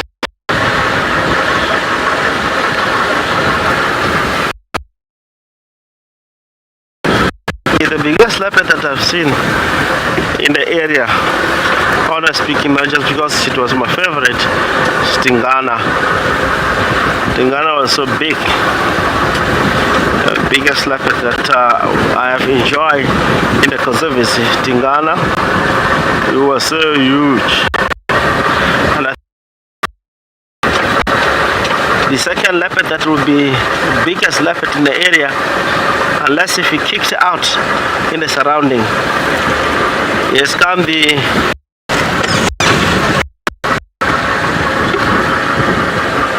Tabangume. Tabangume look like he's gonna be a big leopard of the area. There's no tracks here for this marriage, so I have to go back in the area where I've seen that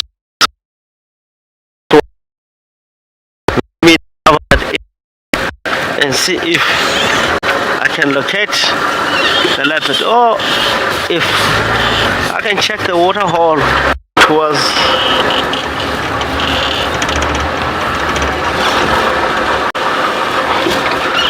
we'll be linking back to Tessa on her bumble, see what might find on that area.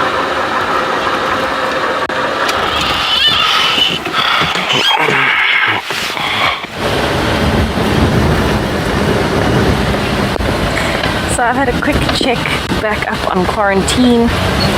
Seems like the impalas, the wildebeest and the waterbuck up there are starting to relax a bit, and they've spread out. They're not bunched up under the trees anymore. And I think that's a good thing. It means they can get some food in and they can start to relax a little bit. Because the rain is not so bad, they've got a little bit less of a chance of a predator sneaking up on them. I'm actually headed towards Philemon's cut line. It's a very wide cut line and it's a great place to check for animals with a fire break on each side. And I'm hoping that we maybe find some hyenas because there seem to be a lot of hyena tracks on the road this morning coming from this area. This is close to where the old den sites used to be for the Jima clan, so possibly they might be around here. And also bear in mind, when I was with Ribbon last night, it did sound like some of the hyena calling was coming from this area, so you never know. I have had a look and I am backing myself with my decision from the question earlier that a baboon spider is the oldest.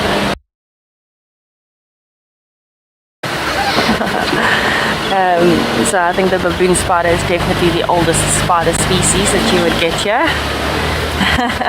And that's because they get to around 20 to 25 years old, which is very, very old for spider species in particular. We have got a vehicle coming up next to us. Apologies, awkward area to overtake. Good morning, everyone. And the biggest leopard I've seen, Izzy B, the biggest leopard I've seen, probably,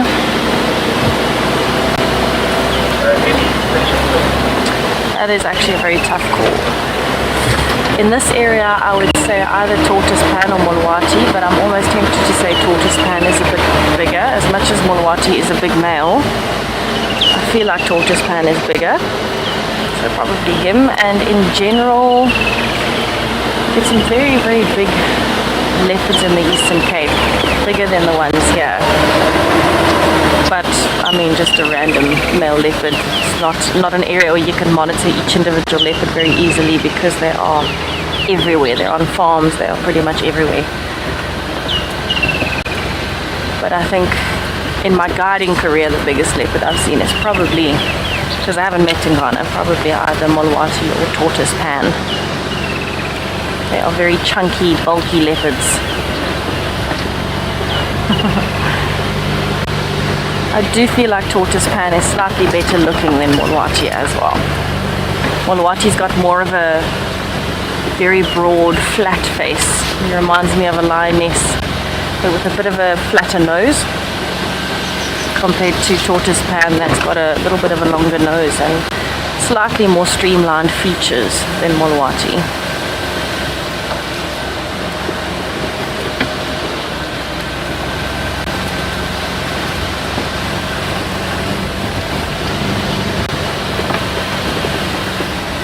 Okay, so I'm actually about to go past the old den sites where the Juma clan used to be active. I'm going to have a quick look and see if there's any activity. And then I'm going to head down towards Treehouse Dam and just see if there's any fresh tracks of anything around there.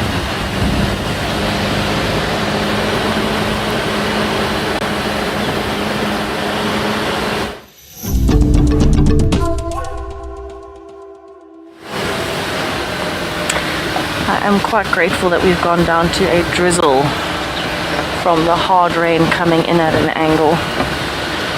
It makes a big difference, especially when you wear glasses. Drizzle is much easier to see through with glasses than a solid rain.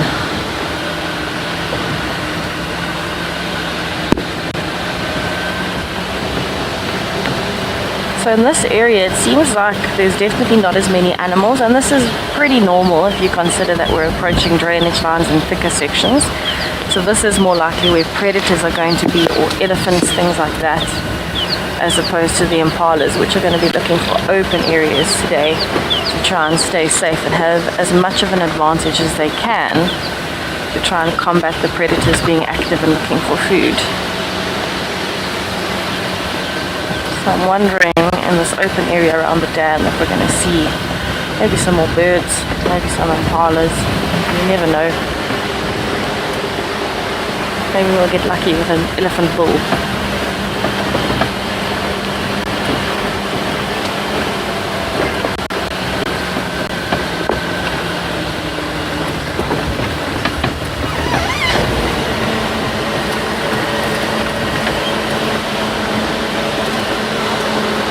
We definitely are still trying to take it as slow as we can on the roads. because it is quite slippery. The soil here, a lot of it is based on clay, and then the top level is a bit of sandy granules. When it wets the clay level, the clay just starts to slide. So quite important for us to take it slow. Oh, the rain is picking up again. We're going to have a quick look at the dam here, just spend a little bit of time in case something is coming down, and just to see if there is any news that we can pick up from around the dam with activity from animals during the night.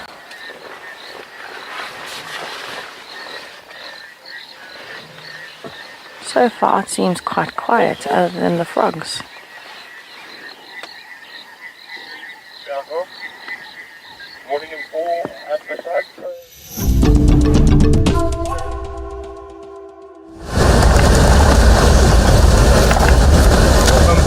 We are approaching Chico waterfall, looking for the leopards. One of the young male Kulmarage tracks that we find earlier on look like he's coming across somewhere here. We're gonna check at the waterhole and come back here where we just drove now. There's two impala. They might be lying flat in the area. You'll never know. Let's see, we were behind his tracks. Of course, we don't see where I've crossed because it was raining, but it's not far from the point where we're driving. If so, the impala will let us know where exactly this cat. I've spotted impala from this side. Also, there was impala very close to the waterhole, looking more concerned into the area. You know what's going to happen with the leopard in most cases, if it's raining, like, he might find himself in the thicket. We have checked most of the area where he might be hiding. Look like a leopard can hide, but it's not there. He may extended himself to the area.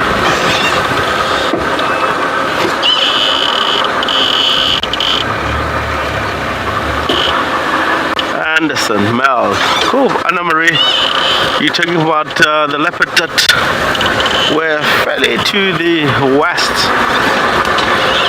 Honestly speaking, if we talk about the biggest leopard, Anderson was the right candidate, but unfortunately it was into the west, away from the conservancy where I used to drive.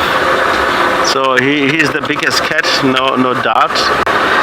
We cannot debate on that. He was the most biggest cat around in the area. Anderson, and he might be inherited from Musokoin, the biggest male leopard that used to be around in that area from furthermore southwest, east-west corner or southeast corner of the conservancy. We have this water bucker taking off away from us. He doesn't want to stay, but I'm still more concerned here. Let me go back the last tracks of the junior boy. It might be in the area, of course, Marades. I don't think, let me check, I don't think he might have gone far. As I said earlier on, we'll go up to the bottom of the dam to the other side from the inflow. Maybe he might head it on that direction.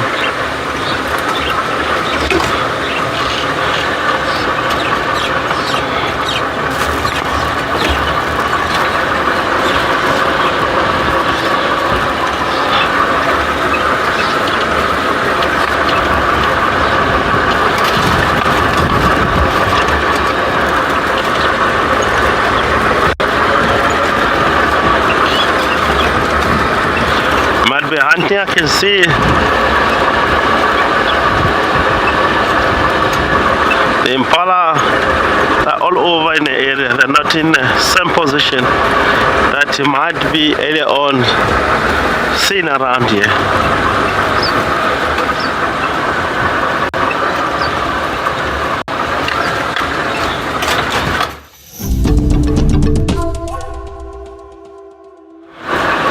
Welcome back on the hunt of marines.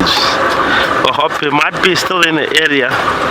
A leopard can cover in a short distance, a very good distance from where we have seen the tracks and to where we have definitely guarantee he went in the thicket straight towards the dam, south towards the dam, Chito Dam. No tracks of him here. There's some impala as where we're driving. We need to check as far as the other side. Maybe we might be lucky.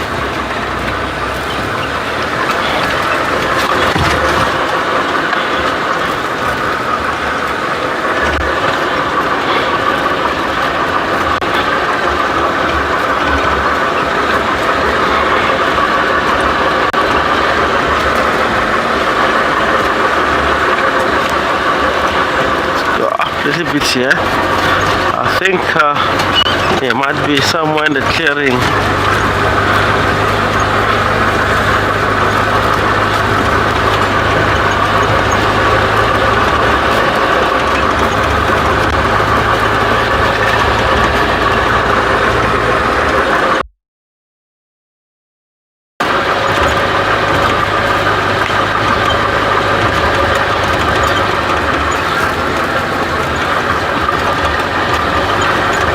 I was hoping for the big trees here.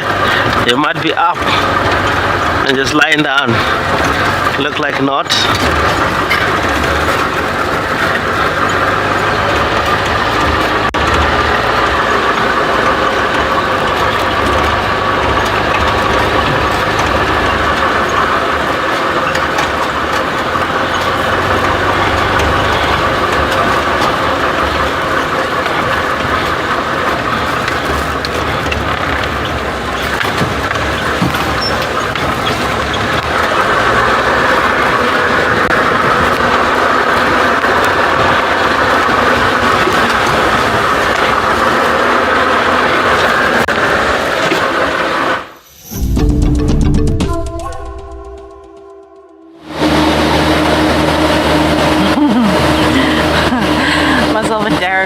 About the worm slung sighting from last night. And it's funny how when you can see something, you're much less nervous of it because you know where it is, you can see what it's doing. And as soon as it went into the bushes and I couldn't see it anymore, then it starts to make your brain tick. And I just had the exact same thing because that spider that we had earlier, I could see it and I was happy. And then all of a sudden I looked up and it was gone. And my brain started going, where's the spider? And as we pulled up at the dam, Darren zoomed in on my hat and the spider was sitting there on my hat crawling around. So we had to do a little bit of spider control and put it down on the ground, get it off my hat. Oh, that rain is coming in now. But yes, now I've got that feeling that there's spiders crawling down my neck and into my shirt. Not that it would do anything to me, but it's just a thought, you know. This is the next bout of thunderstorm that was predicted to come just after 8. Here it is. Almost bang on time. And I think by the time we get back to quarantine, those impalas are going to be straight back under the trees, huddling together.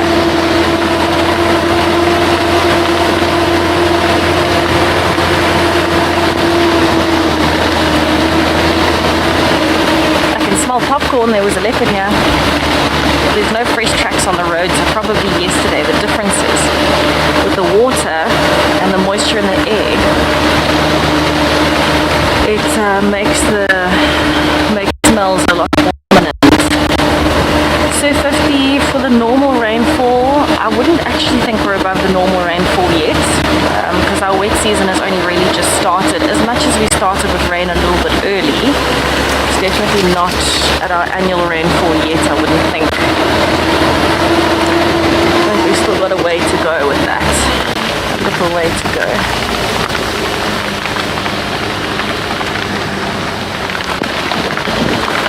See, this is why I say that it's better to have drizzle than rain.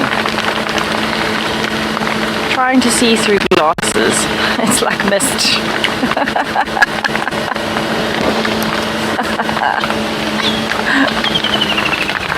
Anne-Marie, you want to see a baboon spider? Goodness. Okay, well, they're actually quite big. They're about like that, a big one. And most of the baboon spider species we have here will be within the trapdoor spider family or things like that. So they'll actually have holes in the ground, or funneling spiders, you can call it that. So some have the trapdoors and some are the funnels, and it's quite a big hole in the ground with webbing all around that goes straight down. And if you go for something like a bushwalk in particular, you should be able to see them. And then they'll actually come out if they sense any movement on the web. You'll see their legs coming out. But they are quite big. They can be, I guess, a little bit intimidating, the way that they look, but they're very gentle. Quite gentle spiders. I think the biggest spider I've ever seen was, it's called the bird catcher tarantula, or bird catching tarantula, and Australia. And I was lucky enough to handle a young female bird catcher tarantula, and she was about the size of a dinner plate. When I held my hands like this, she was covering both my hands very easily with her legs. So there's some very big spiders, but they are usually quite harmless.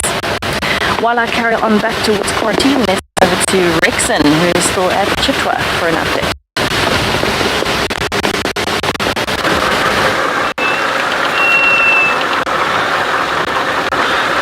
Welcome back from Tessa. We're in an area where this young man leopard crossed into the Chitwa. I can see lots of impala tracks here, but we can't see where these Marida have crossed. I just believe he might be still in the area.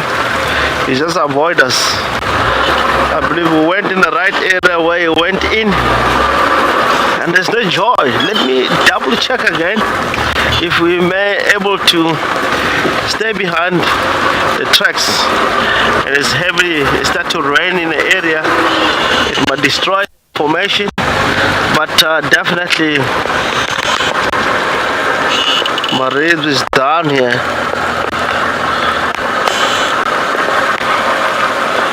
This track is going back.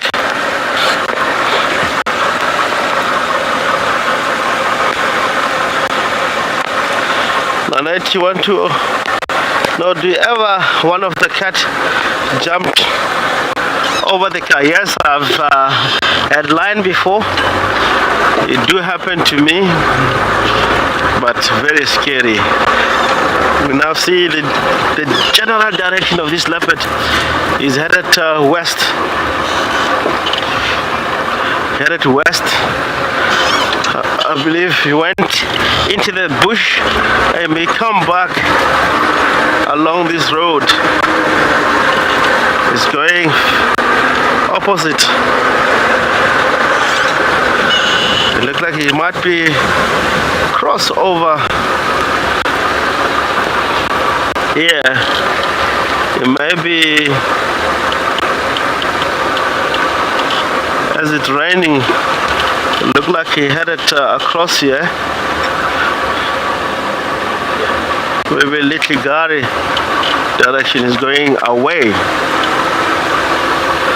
So we might be coming back here in the afternoon. This is the boundary of Little Gari and Chitwa. So I believe he crossed straight parallel with this road, heading down. Not an old tracks, very promising tracks, very fresh.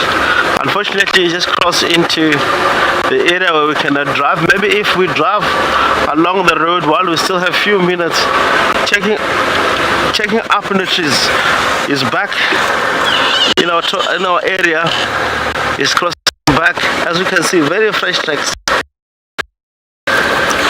I would like to thank everyone that joined us for morning, all the questions and the comment. It was lovely. It makes the drive really fantastic. See you this afternoon.